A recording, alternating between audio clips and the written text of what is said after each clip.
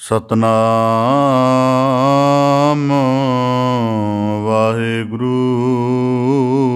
ਸਾਹਿਬ ਜੀ।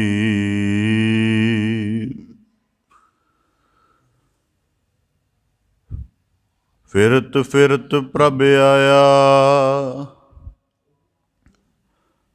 ਪਰਿਆ ਤੋ ਸਰਨਾਏ। ਨਾਨਕ ਕੀ ਪ੍ਰਭ ਬੇਨਤੀ, ਆਪਣੀ ਭਗਤੀ ਲਾਏ।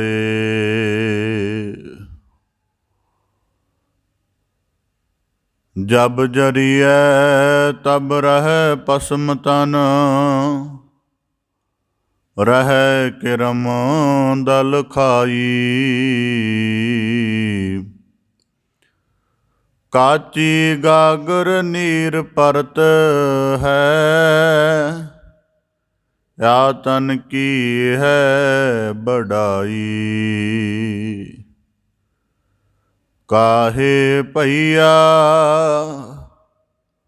ਫਿਰ ਤੋ ਫੂਲਿਆ ਫੂਲਿਆ।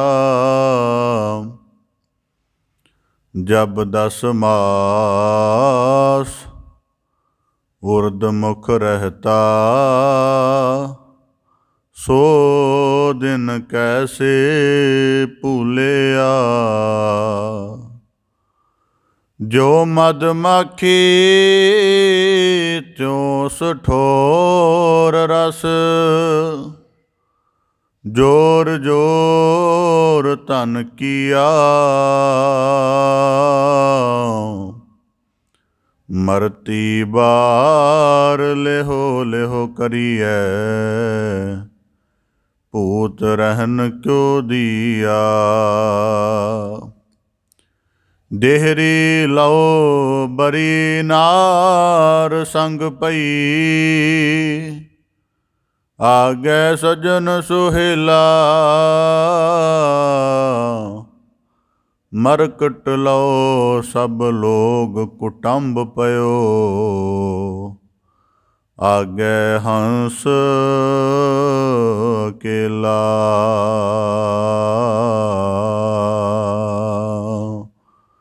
ਆਗੈ ਹੰਸ ਅਕੇਲਾ। ਕਹਿਤ ਕਬੀਰ ਸੁਨੋ ਰੇ ਪ੍ਰਾਨੀ, ਪਰੇ ਕਾਲ ਗ੍ਰਸ ਕੂਆ। ਝੂਠੀ ਮਾਇਆ ਆਪ ਬੰਦਾਇਆ, ਜਿਉ ਨਲਨੀ ਭ੍ਰਮ ਸੂਆ।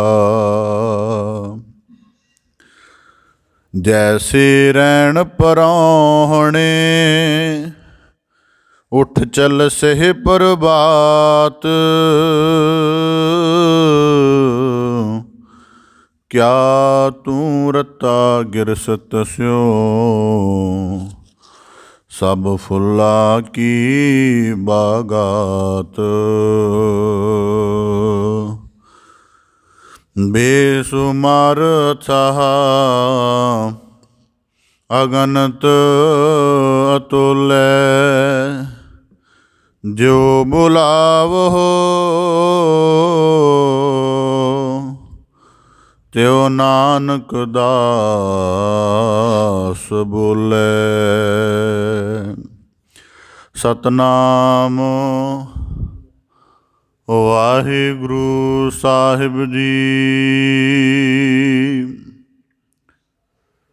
ਕਬੀਰ ਪ੍ਰਭਾਤੇ ਤਾਰੇ ਖਿਸਹਿ, ਤਿਉ ਇਹ ਖਿਸੈ ਸਰੀਰ। ਇਹ ਦੋਏ ਅੱਖਰ ਨਾ ਖਿਸਹਿ, ਸੋ ਗਹਿ ਰਹਿਓ ਕਬੀਰ। ਇਹ ਦੋਏ ਅੱਖਰ ਨਾ ਖਿਸਹਿ, ਸੋ ਗਹਿ ਰਹਿਓ ਕਬੀਰ। ਵਾਹਿਗੁਰੂ ਜੀ ਕਾ ਖਾਲਸਾ, ਵਾਹਿਗੁਰੂ ਜੀ ਕੀ ਫਤਿਹ। ਧੰਨ ਧੰਨ ਸਤਿਗੁਰੂ ਗੁਰੂ ਗਰੀਬ ਨਿਵਾਜ ਪਤਿਤ ਪਾਵਨ ਭਗਤ ਵਚਲ ਕਿਰਪਾ ਨਿਧ ਸਤਿਗੁਰੂ ਸ੍ਰੀ ਗੁਰੂ ਗ੍ਰੰਥ ਸਾਹਿਬ ਜੀ ਦੀਨ ਦਇਆਲ ਪਾਤਸ਼ਾਹ। ਤਿਨਾਂ ਦੀ ਅਪਾਰ ਕਰੁਣਾ ਹੈ, ਅਥਾਹ ਮਿਹਰਮਤ ਹੈ, ਅਪਾਰ ਬਖਸ਼ਿਸ਼ ਹੈ ਸਤਿਗੁਰੂ ਸਾਹਿਬ ਜੀ ਦੀ, ਜੋ ਸਾਨੂੰ ਸਭ ਨੂੰ ਆਪਣੀ ਮਿਹਰ ਭਰੀ ਬਖਸ਼ਿਸ਼ ਭਰੀ ਨਜ਼ਰ ਕਰਕੇ ਸਤਿਗੁਰੂ ਸਾਹਿਬ ਜੀ ਨੇ ਆਪਣੀ ਪਾਵਨ ਪਵਿੱਤਰ ਚਰਨ ਸ਼ਰਨ ਹਜ਼ੂਰੀ ਦੇ ਅੰਦਰ ਸਤ ਸੰਗਤ ਰੂਪ ਵਿੱਚ ਜੁੜਨ ਦਾ, ਸਤਿਗੁਰੂ ਕੀ ਅੰਮ੍ਰਿਤਮਈ ਬਾਣੀ ਦੇ ਨਾਲ ਸਾਧਨਾ ਰੂਪ ਦੇ ਵਿੱਚ ਜੁੜਦਿਆਂ ਆਪਣੇ ਮਨੁੱਖਾ ਜਨਮ ਦੇ ਦੁਰਲੱਭ ਅਵਸਰ ਨੂੰ ਸਫਲ ਕਰਨ ਦਾ, ਸਾਚਾ ਤਨ ਸੰਚਣ ਦਾ ਅਮੋਲਕ ਅਵਸਰ ਬਖਸ਼ਿਸ਼ ਕਰਕੇ ਨਵਾਜ਼ਿਸ਼ ਕੀਤੀ ਹੈ ਜੀ। ਆਪ ਜੀ ਬੜੇ ਸੁਭਾਗਸ਼ਾਲੀ ਹੋ ਜੋ ਸਤਿਗੁਰੂ ਕੀ ਰਹਿਮਤ ਨੂੰ ਗੁਰ ਹਜ਼ੂਰੀ ਦੇ ਵਿੱਚ ਜੁੜ ਬੈਠ ਕੇ ਮਾਨਣ ਦਾ, ਪ੍ਰਾਪਤ ਕਰਨ ਦਾ ਨਿਰਮਲ ਯਤਨ ਕਰ ਰਹੇ ਹੋ ਜੀ। ਪਾਵਨ ਬਾਣੀ ਦੀ ਲੜੀਵਾਰ ਵਿਆਖਿਆ ਦੁਆਰਾ ਆਪ ਜੀ ਭਗਤ ਕਬੀਰ ਸਾਹਿਬ ਜੀ ਤਿਨਾਂ ਦੇ ਸ਼ਲੋਕਾਂ ਦੀ ਵਿਚਾਰ ਰੂਪ ਦੇ ਵਿੱਚ ਗਿਆਨਮਈ ਬਖਸ਼ਿਸ਼ ਨੂੰ ਮਾਣਨ ਦਾ ਯਤਨ ਕਰਦੇ ਹੋ। ਪਾਵਨ ਬਾਣੀ ਦੀ ਲੜੀਵਾਰ ਵਿਆਖਿਆ ਦੇ ਨਾਲ ਜੁੜਨ ਦਾ ਯਤਨ ਕਰੀਏ ਜੀ। ਵਿਚਾਰ ਪ੍ਰਾਰੰਭ ਕਰਨ ਤੋਂ ਪਹਿਲਾਂ ਬੜੇ ਅਦਬ ਸਹਿਤ ਉਚਾਰਨ ਕਰੋ ਜੀ। ਸਤਨਾਮ ਸ੍ਰੀ ਵਾਹਿਗੁਰੂ ਸਾਹਿਬ ਜੀ। ਕਬੀਰ ਪ੍ਰਭਾਤੇ ਤਾਰੇ ਖਿਸਹੇ, ਤਿਉ ਇਹ ਖਿਸੈ ਸਰੀਰ। ਭਗਤ ਸਾਹਿਬ ਭਗਤ ਕਬੀਰ ਸਾਹਿਬ ਜੀ ਲੜੀਵਾਰ ਸ਼ਲੋਕਾਂ ਦੇ ਅੰਤਰਗਤ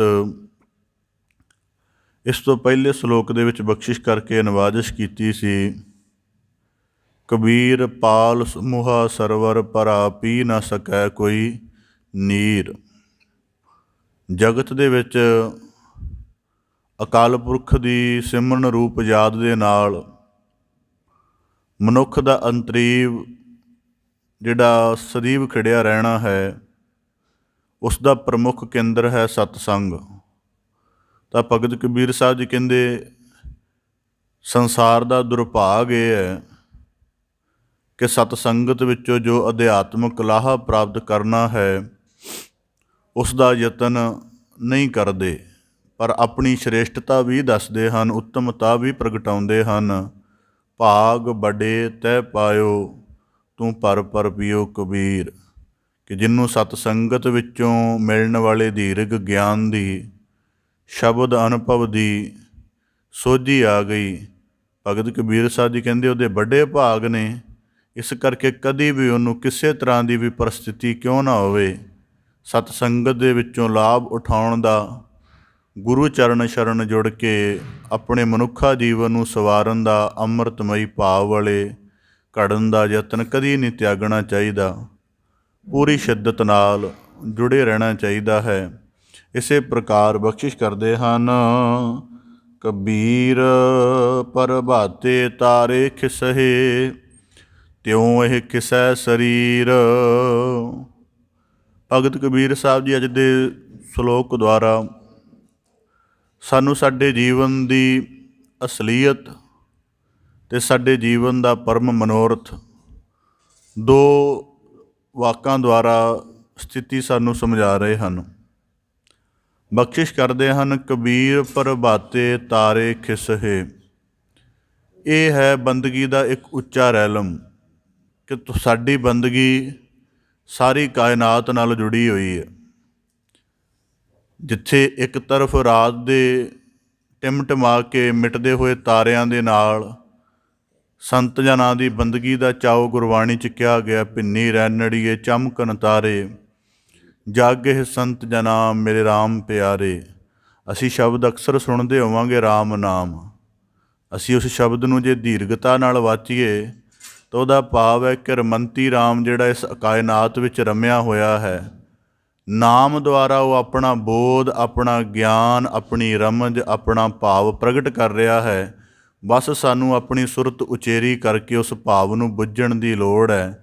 ਜਦੋਂ ਇਸ ਤਰ੍ਹਾਂ ਕਰਾਂਗੇ ਅਸੀਂ ਰਾਮ ਨਾਮ ਨਾਲ ਜੁੜਨ ਵਾਲੇ ਬਣ ਜਾਵਾਂਗੇ। ਜੁੜਨ ਦੇ ਲਈ ਨਾਮ ਹੀ ਮਾਧਿਅਮ ਬਣੇਗਾ।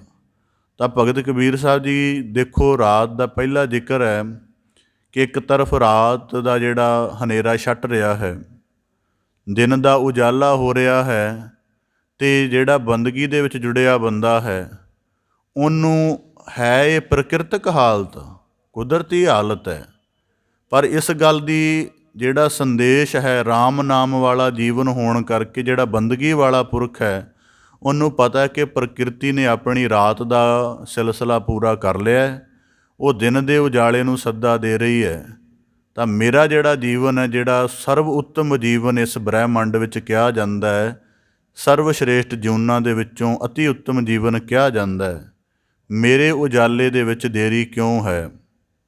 ਪੰਛੀ ਦਾ ਸੰਗੀਤ ਦਿਨ ਦੇ ਉਜਾਲੇ ਦੀ ਦਸਤਕ ਦੇ ਨਾਲ ਸ਼ੁਰੂ ਹੋ ਗਿਆ ਹੈ। ਮੇਰੇ ਕੋਲੋਂ ਜਿਹੜਾ ਦੇਹ ਦਾ ਵਾਜਾ, ਦੇਹ ਦੇ ਵਿੱਚ ਪਵਨ ਦਾ ਵਾਜਾ ਦਿੱਤਾ ਹੈ ਮਾਲਕ ਨੇ, ਉਹਦੇ ਨਾਲ ਉਹਦੀ ਸਿਫਤ ਸਲਾਹ ਦਾ ਗੀਤ ਕਿਉਂ ਨਹੀਂ ਪੈਦਾ ਹੋ ਰਿਹਾ, ਜਿਹਦੇ ਅੰਦਰ ਇਸ ਤਰ੍ਹਾਂ ਦੇ ਭਾਵ ਚੱਲਦੇ ਨੇ। ਉਹ ਬੰਦਾ ਸਹਿਜੇ ਹੀ ਪਛਾਣ ਕਰ ਲੇ ਕਿ ਮੈਂ ਰਾਮ ਨਾਮ ਨਾਲ ਜੁੜਿਆ ਹੋਇਆ ਹਾਂ। ਤਾਂ ਭਗਤ ਕਬੀਰ ਸਾਹਿਬ ਜੀ ਦੇਖੋ, ਦੋ ਭਾਵ ਨੇ। ਇਸੇ ਕਰਕੇ ਜਿਹੜੀ ਗੁਰੂ ਗ੍ਰੰਥ ਸਾਹਿਬ ਮਹਾਰਾਜ ਜੀ ਦੇ ਵਿੱਚ ਬੰਦਗੀ ਸਾਨੂੰ ਦੱਸੀ ਗਈ ਹੈ, ਇਹ ਵੀ ਸਾਨੂੰ ਕਦੇ ਵਾਚਣਾ ਚਾਹੀਦਾ ਹੈ। ਕਥਾ ਦੇ ਵਿੱਚ ਇਹ ਬੜਾ ਪੱਖ ਬਹੁਤ ਪਿੱਛੇ ਹੈ, ਇੱਥੋਂ ਤੱਕ ਪਿੱਛੇ ਹੈ ਕਿ ਕਦੀ ਗੱਲ ਹੀ ਨਹੀਂ ਹੋਈ ਕਿ ਸਾਡੀ ਬੰਦਗੀ ਦਾ ਸਰੂਪ ਕੀ ਹੈ। ਇਸ ਕਰਕੇ ਜਦੋਂ ਅਸੀਂ ਕਦੇ ਬੜੇ ਵਿਸਥਾਰ ਦੇ ਨਾਲ ਗੁਰੂ ਗ੍ਰੰਥ ਸਾਹਿਬ ਜੀ ਦੇ ਅੰਦਰ ਜੋ ਬੰਦਗੀ ਦਾ ਸਰੂਪ ਪਿਆ ਹੈ ਤਾਂ ਉਸ ਦੀ ਵਿਚਾਰ ਕਰਾਂਗੇ, ਉਹਦੀ ਬੜੀ ਗਹਿਨ ਦੇ ਨਾਲ ਵਾਚਾਂਗੇ, ਤਾਂ ਸਾਨੂੰ ਸਮਝ ਆਏਗੀ ਕਿ ਇੰਨੀ ਸਹਿਜ ਅਤੇ ਇੰਨੀ ਜਿਹੜੀ ਵਿਸ਼ਾਲ ਬੰਦਗੀ ਦਾ ਰੂਪ ਹੈ, ਦੁਨੀਆ ਦੇ ਕਿਸੇ ਧਰਮ ਗ੍ਰੰਥ ਵਿੱਚ ਆਪ ਜੀ ਨੂੰ ਨਹੀਂ ਮਿਲੇਗਾ। ਇਹ ਤੁਲਨਾ ਨਹੀਂ ਕਰ ਰਿਹਾ, ਦਾ ਭਾਵ ਹੈ ਕਿ ਸਾਨੂੰ ਗੁਰੂ ਨਾਨਕ ਸਾਹਿਬ ਜੀ ਨੇ ਬੰਦਗੀ ਦਾ ਰੂਪ ਹੀ ਐਡਾ ਵੱਡਾ ਸਮਝਾ ਦਿੱਤਾ ਕਿ ਸਾਡੀ ਸਾਰੀ ਕਿਰਿਆ ਬੰਦਗੀ ਹੀ ਹੋ ਜਾਂਦੀ ਹੈ। ਇਸ ਕਰਕੇ ਇੱਕ ਭਾਵ ਹੈ ਕਿ ਸੰਤ ਜਨ ਰਾਤ ਦੇ ਟਿਮ ਟਮਤਾਰੇ ਛੁਪ ਰਹੇ ਨੇ ਅਤੇ ਸੰਤਾਂ ਨੂੰ ਬੰਦਗੀ ਦਾ ਚਾਅ ਚੜ੍ਹਿਆ ਹੈ ਅਤੇ ਉਹਨਾਂ ਨੇ ਆਪਣਾ ਜਾਗਣਾ ਉਸ ਵੇਲੇ ਆਰੰਭ ਕੀਤਾ ਹੈ। ਉਹਦੇ ਵਿੱਚ ਹੋਰ ਵੀ ਬੜੀਆਂ ਰਮਜ਼ਾਂ ਨੇ। ਇੱਕ ਪਾਸੇ ਭਗਤ ਕਬੀਰ ਸਾਹਿਬ ਜੀ ਕਹਿੰਦੇ, ਜਿਉਂ ਪ੍ਰਭਾਤੇ ਤਾਰੇ ਖਿਸੇ, ਜਿਵੇਂ ਪ੍ਰਭਾਤ ਹੁੰਦੀ ਹੈ ਅਤੇ ਪ੍ਰਭਾਤ ਦੇ ਆਗਮਨ ਦਾ ਪਹਿਲਾ ਨੁਕਤਾ ਤਾਂ ਇਹ ਹੈ ਕਿ ਉਜਾਲਾ ਹੋਏਗਾ, ਦਿਨ ਉਦੈ ਹੋਏਗਾ, ਪ੍ਰਕਾਸ਼ ਹੋਏਗਾ। ਪਰ ਉਹਦਾ ਦੂਜਾ ਭਾਵ ਇਹ ਹੈ ਕਿ ਤਾਰੇ ਖਿਸੇ, ਜਿਹੜੇ ਤਾਰੇ ਰਾਤ, ਜਿਨ੍ਹਾਂ ਨੇ ਰਾਤ ਦੀ ਕਾਲੀ ਹਨੇਰੀ ਨੂੰ ਆਪਣੀ ਥੋੜ੍ਹੀ ਬਹੁਤ ਰੌਸ਼ਨੀ ਦੇ ਨਾਲ ਕਾਲੇ ਅਸਮਾਨ ਨੂੰ ਜਗਮਗਾ ਕਰੀ ਰੱਖਿਆ। ਭਗਤ ਕਬੀਰ ਸਾਹਿਬ ਜੀ ਕਹਿੰਦੇ ਉਹ ਖਿਸਕਣ ਲੱਗ ਪਏ ਨੇ ਹੌਲੀ ਹੌਲੀ, ਇੱਕਦਮ ਤਾਰੇ ਨਹੀਂ ਸਿਮਟਦੇ। ਇਸ ਕਰਕੇ ਜਿਹੜੇ ਅੰਮ੍ਰਿਤ ਵੇਲੇ ਜਾਗਦੇ ਨੇ ਉਹਨਾਂ ਨੂੰ ਥੋੜ੍ਹਾ ਪ੍ਰਕਿਰਤੀ ਨੂੰ ਵੀ ਦੇਖਣਾ ਚਾਹੀਦਾ ਹੈ। ਉਹਦੇ ਲਈ ਸਾਡੀ ਬਾਡੀ, ਸਾਡਾ ਮਨ ਅਤੇ ਸਾਡੀ ਜਿਹੜੀ ਅਹਿਸਾਸ ਕਰਨ ਦੀ ਤੀਬਰਤਾ ਹੈ ਉਹ ਬੜੀ ਗਹਿਰੀ ਹੋਣੀ ਚਾਹੀਦੀ ਹੈ। ਇਸ ਕਰਕੇ ਭਾਵੇਂ ਕਿੰਨਾ ਵੀ ਦਿਨ ਤਪਸ਼ ਭਰਾ ਕਿਉਂ ਨਾ ਹੋਵੇ, ਕੁਦਰਤੀ ਵਾਚਣਾ ਕਿ ਅੰਮ੍ਰਿਤ ਵੇਲੇ ਦੇ ਵਿੱਚ ਇੱਕ ਠੰਡਕ ਹੁੰਦੀ ਹੈ ਅਤੇ ਉਹ ਠੰਡਕ ਧਰਤੀ ਦਾ ਰੈਲਮ ਜਿਹੜਾ ਪੂਰਾ ਹੋ ਕੇ ਉੱਥੇ ਆਇਆ ਹੁੰਦਾ, ਉਹਦੀ ਇੱਕ ਸੂਚਕ ਹੁੰਦੀ ਹੈ। ਤਾਂ ਭਗਤ ਕਬੀਰ ਸਾਹਿਬ ਜੀ ਕਹਿੰਦੇ, ਕਬੀਰ ਪ੍ਰਭਾਤੇ ਤਾਰੇ ਖਿਸੇ, ਜਿਵੇਂ ਦਿਨ ਚੜ੍ਹਨ ਦੇ ਨਾਲ ਤਾਰੇ ਛੁਪ ਜਾਂਦੇ ਹਨ। ਹੁਣ ਦੇਖੋ ਬੰਦਗੀ ਕਿੱਡੀ ਕਮਾਲ ਦੀ ਹੈ। ਕੁਝ ਬੋਲਿਆ ਨਹੀਂ ਜਾ ਰਿਹਾ, ਕੁਝ ਕਿਹਾ ਨਹੀਂ ਜਾ ਰਿਹਾ, ਪਰ ਗਿਆਨ ਦੇ ਵਿੱਚ ਪੂਰੇ ਢਲੇ ਹੋਏ ਹਨ। ਤਾਰਿਆਂ ਦੀ ਹਾਲਤ ਦੇਖ ਕੇ ਆਪਣੇ ਜੀਵਨ ਦੀ ਹਾਲਤ ਸਮਝ ਆ ਰਹੀ ਹੈ ਅਤੇ ਮਾਲਕ ਦੇ ਹੁਕਮ ਨੂੰ ਬੁੱਝ ਰਹੇ ਹਨ। ਇਸ ਕਰਕੇ ਜਪਜੀ ਸਾਹਿਬ ਦੀ ਬਾਣੀ ਜੋ ਇੱਕ ਵੰਗਤੀ, ਇਹਨੂੰ ਰੋਜ਼ ਨਾ ਆਪਣੇ ਵੈਸੇ ਜਿਹੜੇ ਸਤਸੰਗੀ ਉਹਨਾਂ ਨੂੰ ਜ਼ਰੂਰ ਯਤਨ ਕਰਨਾ ਚਾਹੀਦਾ ਕਿ ਨਾਨਕ ਹੁਕਮੈ ਜੇ ਬੁੱਝੈ। ਜੀਵਨ ਦੀਆਂ ਜਿੰਨੀਆਂ ਹਾਲਤਾਂ ਨੇ, ਠੀਕ ਹੈ, ਉਹਦੇ ਵਿੱਚ ਅਸੀਂ ਅਧੂਰੇ, ਸੱਚੇ, ਝੂਠੇ, ਇਹ ਸਭ ਭੂਮਿਕਾ ਨਿਭਾਉਂਦੇ ਰਹਿੰਦੇ ਹਾਂ, ਪਰ ਉਹਦੇ ਅੰਦਰ ਹੁਕਮ ਦੀ ਰਮਝ ਬੁੱਝਣ ਦਾ ਯਤਨ ਕਰਨਾ ਚਾਹੀਦਾ ਹੈ। ਤਾਂ ਭਗਤ ਕਬੀਰ ਸਾਹਿਬ ਜੀ ਕੁਦਰਤ ਵਿਚਲੇ ਜਿਹੜੇ ਵਿਆਪਕ ਹੁਕਮ ਹੈ ਉਹਨੂੰ ਬੁੱਝ ਕੇ ਆਖ ਰਹੇ ਹਨ ਕਿ ਕੇਵਲ ਇਹ ਤਾਰੇ ਨਹੀਂ ਖਿਸ ਰਹੇ, ਇਹ ਤਾਰੇ ਨਹੀਂ ਛੁਪ ਰਹੇ, ਅਸੀਂ ਵੀ ਖਿਸਕ ਰਹੇ ਹਾਂ ਇਸ ਜਗਤ ਦੇ ਮਰਕਜ਼ ਤੋਂ, ਇਸ ਜਗਤ ਦੇ ਪਲੇਟਫਾਰਮ ਤੋਂ। ਤਾਂ ਕਹਿੰਦੇ ਇਹ ਪਹਿਲਾ ਪੱਖ ਹੋ ਗਿਆ ਸੀ ਕਿ ਅਸੀਂ ਨਾਸ਼ਵਾਨਤਾ ਦੇ ਸਿਲਸਿਲੇ 'ਚ ਪਏ ਹਾਂ ਅਤੇ ਸਾਡਾ ਜੀਵਨ ਹੌਲੀ ਹੌਲੀ ਘਟ ਰਿਹਾ, ਸਮਾਪਤੀ ਵੱਲ ਵੱਧ ਰਿਹਾ ਹੈ। ਪਰ ਦੂਜੇ ਪਾਸੇ ਭਗਤ ਕਬੀਰ ਸਾਹਿਬ ਜੀ ਕਹਿੰਦੇ ਇਸ ਖਿਸਣ ਦੇ ਵਿੱਚੋਂ ਮੇਰੀ ਇੱਕ ਪ੍ਰਾਪਤੀ ਹੈ। ਭਗਤ ਕਬੀਰ ਸਾਹਿਬ ਜੀ ਫਰਮਾਉਂਦੇ, ਇਹ ਦੋਏ ਅੱਖਰ ਨਾ ਖਿਸਹੇ ਸੋ ਗਹਿ ਰਹਿਓ ਕਬੀਰ। ਆ ਜਿਹੜੇ ਦੋ ਅੱਖਰਾਂ ਦਾ ਮੈਂ ਜਪ ਕਰ ਰਿਹਾ ਹਾਂ, ਇਹ ਕਦੀ ਖਿਸਣ ਵਾਲੇ ਨਹੀਂ, ਇਹਨਾਂ ਨੂੰ ਕੋਈ ਨਹੀਂ ਮਿਟਾ ਸਕੇਗਾ। ਇਹ ਸਦੀਵ ਇਸ ਧਰਤੀ 'ਤੇ ਰਹਿਣਗੇ, ਇਹ ਸਦੀਵ ਅੰਮ੍ਰਿਤਾ ਦੇ ਵਿੱਚ ਬਣੇ ਰਹਿਣਗੇ। ਇਸ ਪ੍ਰਕਾਰ ਭਗਤ ਕਬੀਰ ਸਾਹਿਬ ਜੀ ਬਖਸ਼ਿਸ਼ ਕਰਦੇ। ਹੁਣ ਥੋੜ੍ਹਾ ਵਿਚਾਰਕ ਨੁਕਤੇ ਤੋਂ ਆਪਦੇ ਸਨਮੁਖ ਰੱਖਦੇ ਹਾਂ। ਕਬੀਰ ਪ੍ਰਭਾਤੇ ਤਾਰੇ ਖਿਸਹੇ, ਇਹ ਪ੍ਰਕਿਰਤੀ ਦੀ ਹਾਲਤ ਹੈ। ਇੰਝ ਹੀ ਸਾਡੇ ਜੀਵਨ ਦਾ ਆਰੰਭ ਹੁੰਦਾ ਹੈ। ਮਨੁੱਖ ਪੰਜਾਂ ਤੱਤਾਂ ਦੇ ਸੰਯੋਗ ਨਾਲ ਦੇਹ ਪ੍ਰਾਪਤ ਕਰਦਾ ਹੈ। ਪਰਮੇਸ਼ਰ ਦੀ ਬਖਸ਼ਿਸ਼ ਦੇ ਨਾਲ ਉਹਦੀ ਜੋਤ ਸਰੂਪ ਨੂੰ ਪਾ ਕੇ ਦੇਹਾ ਪੂਰਨ ਹੁੰਦੀ ਹੈ, ਮਨੁੱਖਾ ਜਨਮ ਦੀ ਅਉਧ ਨੂੰ ਪ੍ਰਾਪਤ ਕਰਦਾ ਹੈ। ਹੁਣ ਭਗਤ ਕਬੀਰ ਸਾਹਿਬ ਜੀ ਨੇ ਰੂਪਕ ਬੜਾ ਵਧੀਆ ਬਣਾਇਆ ਹੈ ਕਿ ਆਕਾਸ਼ ਕਾਲਾ ਹੈ, ਤਾਰੇ ਦੀ ਹਸਤੀ ਬੜੀ ਛੋਟੀ ਹੈ, ਭਾਵ ਕਿ ਬ੍ਰਹਿਮੰਡ ਬੜਾ ਵੱਡਾ ਹੈ। ਜਿਹੜਾ ਮਨੁੱਖ ਸਾਜਿਆ ਹੈਗਾ ਉਹਦੀ ਹਸਤੀ ਬੜੀ ਛੋਟੀ ਹੈ, ਭਾਵ ਕਿ ਬੜੀ ਕਿੰਨੇ ਕਰੋੜਾਂ ਜੀਵ ਇਸ ਧਰਤੀ 'ਤੇ ਵਾਸ ਕਰ ਰਹੇ ਨੇ। ਤਾਂ ਭਗਤ ਕਬੀਰ ਸਾਹਿਬ ਜੀ ਕਹਿੰਦੇ ਤਾਰੇ ਖਿਸਹੇ, ਇੰਝ ਸਾਡੇ ਜੀਵਨ ਦਾ ਤਾਣ ਹੌਲੀ ਹੌਲੀ ਖਿਸਦਾ ਹੈ। ਸਾਡੀ ਜ਼ਿੰਦਗੀ ਦਾ ਪੂਰਾ ਤੇਜ ਸਾਡੀ ਜੋਬਨ ਅਵਸਥਾ ਹੈ। ਜੋਬਨ ਅਵਸਥਾ ਤੋਂ ਬਾਅਦ ਸਰੀਰ ਦਾ ਜਿੰਨਾ ਤੇਜ ਹੈ ਉਹ ਜਾਣ ਲੱਗ ਪੈਂਦਾ ਮਨੁੱਖ ਦੇ ਕੋਲੋਂ, ਜਿਹਦੇ ਵਿੱਚ ਅੱਖਾਂ ਦਾ ਦੇਖਣਾ, ਸੁਣਨਾ, ਮਹਿਸੂਸ ਕਰਨਾ, ਇਹ ਸਭ ਕੁਝ ਦਿਨ ਬਾ ਦਿਨ ਘਟਦਾ ਹੈ। ਇਸ ਕਰਕੇ ਇਹ ਜਿਹੜੀ ਪੰਕਤੀ ਹੈ ਤਾਰੇ ਖਿਸਹੇ, ਤਾਂ ਬੰਦਾ ਆਪਣੇ ਆਪ ਦੇ ਵਿੱਚ ਮਹਿਸੂਸ ਕਰੇ ਕਿ ਮੇਰੇ ਜੀਵਨ ਦਾ ਕਿੰਨਾ ਤਾਣ ਮੇਰੇ ਕੋਲੋਂ ਖੁੱਸ ਚੁੱਕਾ ਹੈ। ਦੇਖਣ ਦਾ, ਸੁਣਨ ਦਾ, ਇਹ ਸਾਰੇ ਤਾਣ ਹਨ ਅਤੇ ਇਹ ਸਾਨੂੰ ਤੱਤਾਂ ਦੇ ਜ਼ੋਰ ਕਰਕੇ ਮਿਲਦੇ ਹਨ। ਜਿੰਨਾ ਜ਼ਿਆਦਾ ਕਿਸੇ ਤੱਤ ਦਾ ਸਾਡੇ ਜੀਵਨ 'ਚ ਜ਼ੋਰ ਬਣਿਆ ਰਹੇਗਾ। ਔਰ ਸਭ ਤੋਂ ਵੱਡੀ ਗੱਲ ਹੈ, ਇੱਥੇ ਆ ਕੇ ਵੀ ਬੰਦੇ ਹੁਕਮ ਦੇ ਉਲਟ ਚੱਲਣ ਲੱਗ ਪਏ ਨੇ। ਮੈਂ ਅੱਜ ਦੇ ਸ਼ਹਿਰੀ ਸੁਸਾਇਟੀ ਦਾ ਜੀਵਨ ਐਨਾਲਿਸਿਸ ਕਰਦਾ ਰਹਿੰਦਾ ਕਿ ਤੱਤਾਂ ਦੇ ਜ਼ੋਰ ਦੀ ਖੇਡ ਹੈ ਸਰੀਰ। ਇਹਨੇ ਢਲਣਾ ਹੀ ਹੈ ਅਤੇ ਇਹ ਕਾਲ ਦੇ ਰੈਲਮ 'ਚ ਹੈ। ਇਹਨੂੰ ਆਪਣੇ ਬਾਹਰੀ ਯਤਨਾਂ ਦੇ ਨਾਲ ਡਿਫੀਟ ਕਰਨ ਦੀ ਕੋਸ਼ਿਸ਼ ਕਰਨੇ ਕਿ ਤੱਤਾਂ ਦਾ ਜ਼ੋਰ ਨਾ ਘਟੇ। ਇਸ ਤਰ੍ਹਾਂ ਦੇ ਯਤਨ ਚੱਲ ਰਹੇ ਨੇ ਦੇਖੀ ਦਾ ਆਲੇ ਦੁਆਲੇ 'ਚ। ਤਾਂ ਭਗਤ ਕਬੀਰ ਸਾਹਿਬ ਜੀ ਕਹਿੰਦੇ ਤਾਰੇ ਖਿਸਹੇ, ਤਾਰਿਆਂ ਦੇ ਵਾਂਗ ਜੀਵਨ ਦਾ ਥੋੜ੍ਹਾ ਥੋੜ੍ਹਾ ਤਾਣ ਖਿਸਦਾ ਜਾ ਰਿਹਾ ਹੈ। ਪਕੜ ਬੜੀ ਕੀਤੀ ਜਾ ਰਹੀ ਹੈ ਕਿ ਬਣਿਆ ਰਹੇ, ਬੜੇ ਯਤਨ ਸ਼ੁਰੂ ਕਰ ਦਿੱਤੇ ਨੇ। ਸ਼ਾਇਦ ਆਪ ਜੀ ਨੂੰ ਖਿਆਲ ਹੋਵੇ ਕਿ ਵਿਸ਼ਵ ਦੇ ਵਿੱਚ ਇੱਕ ਨਵੀਂ ਸਾਇੰਸ ਸ਼ੁਰੂ ਹੋਈ ਹੈ, ਉਹਦੇ ਵਿੱਚ ਉਹਦਾ ਵਿਸ਼ਾ ਹੀ ਇਹ ਹੈ ਕਿ ਬੁਢਾਪੇ ਨੂੰ ਆਪਣੇ ਆਪ ਤੋਂ 50 ਸਾਲ ਦੂਰ ਕਿਵੇਂ ਰੱਖਿਆ ਜਾਏ। ਲਾਈਫ ਸਟਾਈਲ ਉਹੋ ਜਿਹੀਆਂ ਸਾਰਾ ਕੁਝ ਇਹ ਨਵੀਂ ਸਾਇੰਸ ਸ਼ੁਰੂ ਹੋ ਗਈ ਹੈ ਕਿ 50 ਸਾਲ ਨੂੰ ਦੂਰ ਕਿਵੇਂ ਰੱਖਿਆ ਜਾਵੇ, ਕਿ ਪ੍ਰਵਾਨ ਨਹੀਂ ਹੈ ਸਾਨੂੰ ਇਹ। ਜਿਹੜਾ ਬੰਦਾ ਇਸ ਚੀਜ਼ ਨੂੰ ਪ੍ਰਵਾਨ ਨਹੀਂ ਕਰਦਾ, ਸਮਝ ਲੈਣਾ ਕਿ ਉਹ ਪਹਿਲੇ ਤਰਫ 'ਤੇ ਹੀ ਹੁਕਮ ਤੋਂ ਬਾਹਰੀ ਹੈ ਅਤੇ ਇਹਦੀ ਹਉਮੈ ਨਹੀਂ ਮਿਟੇਗੀ। ਇਸ ਕਰਕੇ ਭਗਤ ਕਬੀਰ ਸਾਹਿਬ ਜੀ ਕਹਿੰਦੇ ਤਾਰੇ ਖਿਸਹੇ, ਜੀਵਨ ਦਾ ਤਾਣ ਹੌਲੀ ਹੌਲੀ ਖਿਸਦਾ ਹੈ ਜਿੰਨਾ ਜੀਵਨ ਦੇ ਵਿੱਚ ਬਣਿਆ ਹੋਇਆ ਹੈ। ਬਾਣੀ 'ਚ ਇਹਦੇ ਪ੍ਰਮਾਣ ਪੜ੍ਹ ਕੇ ਦੇਖੋ। ਬਾਬਾ ਫਰੀਦ ਸਾਹਿਬ ਜੀ ਆਖਦੇ ਹਨ, ਫਰੀਦਾ ਅੱਖੀਂ ਦੇਖ ਪਤੀਣੀਆਂ, ਸੁਣ ਸੁਣ ਰੀਣੇ ਕੰਨ। ਜਦੋਂ ਵੀ ਸ਼ਬਦ ਦੇ ਵਿੱਚ ਉਤਰਨਾ ਹੁੰਦਾ ਅਤੇ ਆਪਣੇ ਆਪ ਨੂੰ ਪੂਰਾ ਉਹਦੇ ਵਿੱਚ ਜਜ਼ਬ ਕਰ ਲਈਦਾ ਹੈ। ਕਦੇ ਸਾਡੇ ਕੋਲੋਂ ਇਹਨਾਂ ਪੰਜਾਂ ਤੱਤਾਂ ਦੀ ਦੇਹ ਦਾ ਬੜਾ ਜ਼ੋਰ ਸੀ। ਕਿਲੋਮੀਟਰ ਤੋਂ 2 ਕਿਲੋਮੀਟਰ ਤੋਂ ਮਨੁੱਖ ਦੀ ਸੂਰਤ ਪਛਾਣ ਲੈਂਦੇ ਸਾਂ। ਹੁਣ ਨਿਕਟ ਆਇਆ ਨਹੀਂ ਪਛਾਣਿਆ ਜਾਂਦਾ ਉਸ ਦਿਨ ਦੀ, ਅਤੇ ਅੱਜ ਦੀ ਕਲਪਨਾ ਕਰਕੇ ਸਮਝੋ ਪ੍ਰਭਾਤੇ ਤਾਰੇ ਖਿਸੇ। ਕੁਝ ਗਿਆ ਹੈ ਸਾਡੇ ਕੋਲੋਂ, ਜਿਹੜੀ ਦੇਹ ਦਾ ਜ਼ੋਰ ਸੀ ਉਹ ਸਾਡੇ ਕੋਲੋਂ ਗਿਆ ਹੈ। ਤਾਂ ਭਗਤ ਕਬੀਰ ਸਾਹਿਬ ਜੀ ਕਹਿੰਦੇ ਤਿਉਂ ਇਹ ਖਿਸੈ ਸਰੀਰ, ਥੋੜ੍ਹੇ ਥੋੜ੍ਹੇ ਤਾਣ ਕਰਕੇ ਸਾਰਾ ਜੀਵਨ ਖਿਸਦਾ ਜਾਂਦਾ ਹੈ। ਗੁਰੂ ਤੇਗ ਬਹਾਦਰ ਸਾਹਿਬ ਫਰਮਾਉਂਦੇ ਨੇ, ਫੂਟੈ ਘੱਟ ਜਿਉਂ ਪਾਣੀ। ਇਸ ਕਰਕੇ ਅੱਜ ਪਾਣੀ ਪਾ ਦਿੱਤਾ ਦੇਹ ਦੇ ਵਿੱਚ ਸਵਾਸਾਂ ਦਾ, ਤਾਂ ਹੌਲੀ ਦਿਨ ਬਾਅਦ ਦਿਨ ਘਟਦਾ ਜਾ ਰਿਹਾ ਹੈ। ਇਸੇ ਤਰ੍ਹਾਂ ਭਗਤ ਕਬੀਰ ਸਾਹਿਬ ਜੀ ਕਹਿੰਦੇ ਤਿਉਂ ਇਹ ਖਿਸੈ ਸਰੀਰ, ਇਹ ਸਰੀਰ ਖਿਸਦਾ ਚਲਿਆ ਜਾਂਦਾ ਹੈ, ਮਨੁੱਖ ਦੀ ਪਕੜ ਵਿੱਚ ਨਹੀਂ ਰਹਿੰਦਾ। ਅਤੇ ਇਹੀ ਵਰਤਮਾਨ ਜਿਹੜੀ ਮਨੁੱਖ ਦੀ ਸਮਝ ਹੈ ਉਹ ਇੱਥੇ ਆ ਕੇ ਆਪਣੀ ਅਗਿਆਨਤਾ ਪ੍ਰਗਟਾ ਰਹੀ ਹੈ ਕਿ ਸਰੀਰ ਨੂੰ ਜਿਹੜਾ ਆਪਣੀ ਪਕੜ 'ਚ ਰੱਖਣਾ ਹੈ ਇਹ ਗਲਤ ਗੱਲ ਹੈ।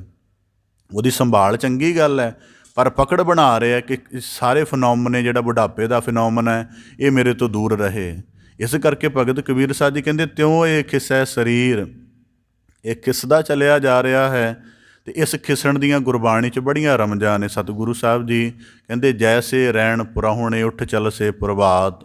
ਸਰਾਂ ਦੇ ਵਿੱਚ ਮੁਸਾਫਰ ਉਤਰਦੇ ਨੇ, ਰਾਤ ਵਿਸ਼ਰਾਮ ਕਰਦੇ ਨੇ, ਸੁਬਾਹ ਉੱਥੋਂ ਕੂਚ ਕਰ ਦਿੰਦੇ ਨੇ। ਹੁਣ ਇਸੇ ਤਰ੍ਹਾਂ ਅਸੀਂ ਇਸ ਜਗਤ ਦੀ ਸਰਾਂ ਦੇ ਵਿੱਚ ਕੂਚ ਕੀਤਾ ਹੈ, ਇੱਥੇ ਵਿਸ਼ਰਾਮ ਵੀ ਕਰ ਰਹੇ ਹਾਂ, ਪਰ ਕੂਚ ਕਰਨ ਦੀ ਕੋਈ ਤਿਆਰੀ ਨਹੀਂ ਹੈ ਕਿਉਂਕਿ ਅਸੀਂ ਅਧੂਰੇ ਰੈਲਮ 'ਚ ਜਿਉਂ ਰਹੇ ਹਾਂ। ਤਾਂ ਭਗਤ ਕਬੀਰ ਸਾਹਿਬ ਜੀ ਕਹਿੰਦੇ ਤਿਉਂ ਇਹ ਖਿਸੈ ਸਰੀਰ ਕੋਈ ਇੱਕ ਪ੍ਰਮਾਣ ਆਪਦੇ ਰੱਖਦੇ ਹਾਂ ਤਾਂ ਕਿ ਸਮਝ ਆਵੇ ਕਿ ਖਿਸੈ ਸਰੀਰ ਕੀ ਹੁੰਦਾ। ਕਿਸੇ ਮਹਾਤਮਾ ਦੇ ਕੋਲ ਕੋਈ ਉੱਤਮ ਕਿਸਮ ਦਾ ਜਗਿਆਸੂ ਗਿਆ। ਉਹ ਕਹਿਣ ਲੱਗਾ, ਜੀ ਮੈਨੂੰ ਜੀਵਨ ਦਾ ਸੰਪੂਰਨ ਗਿਆਨ ਦਿਓ।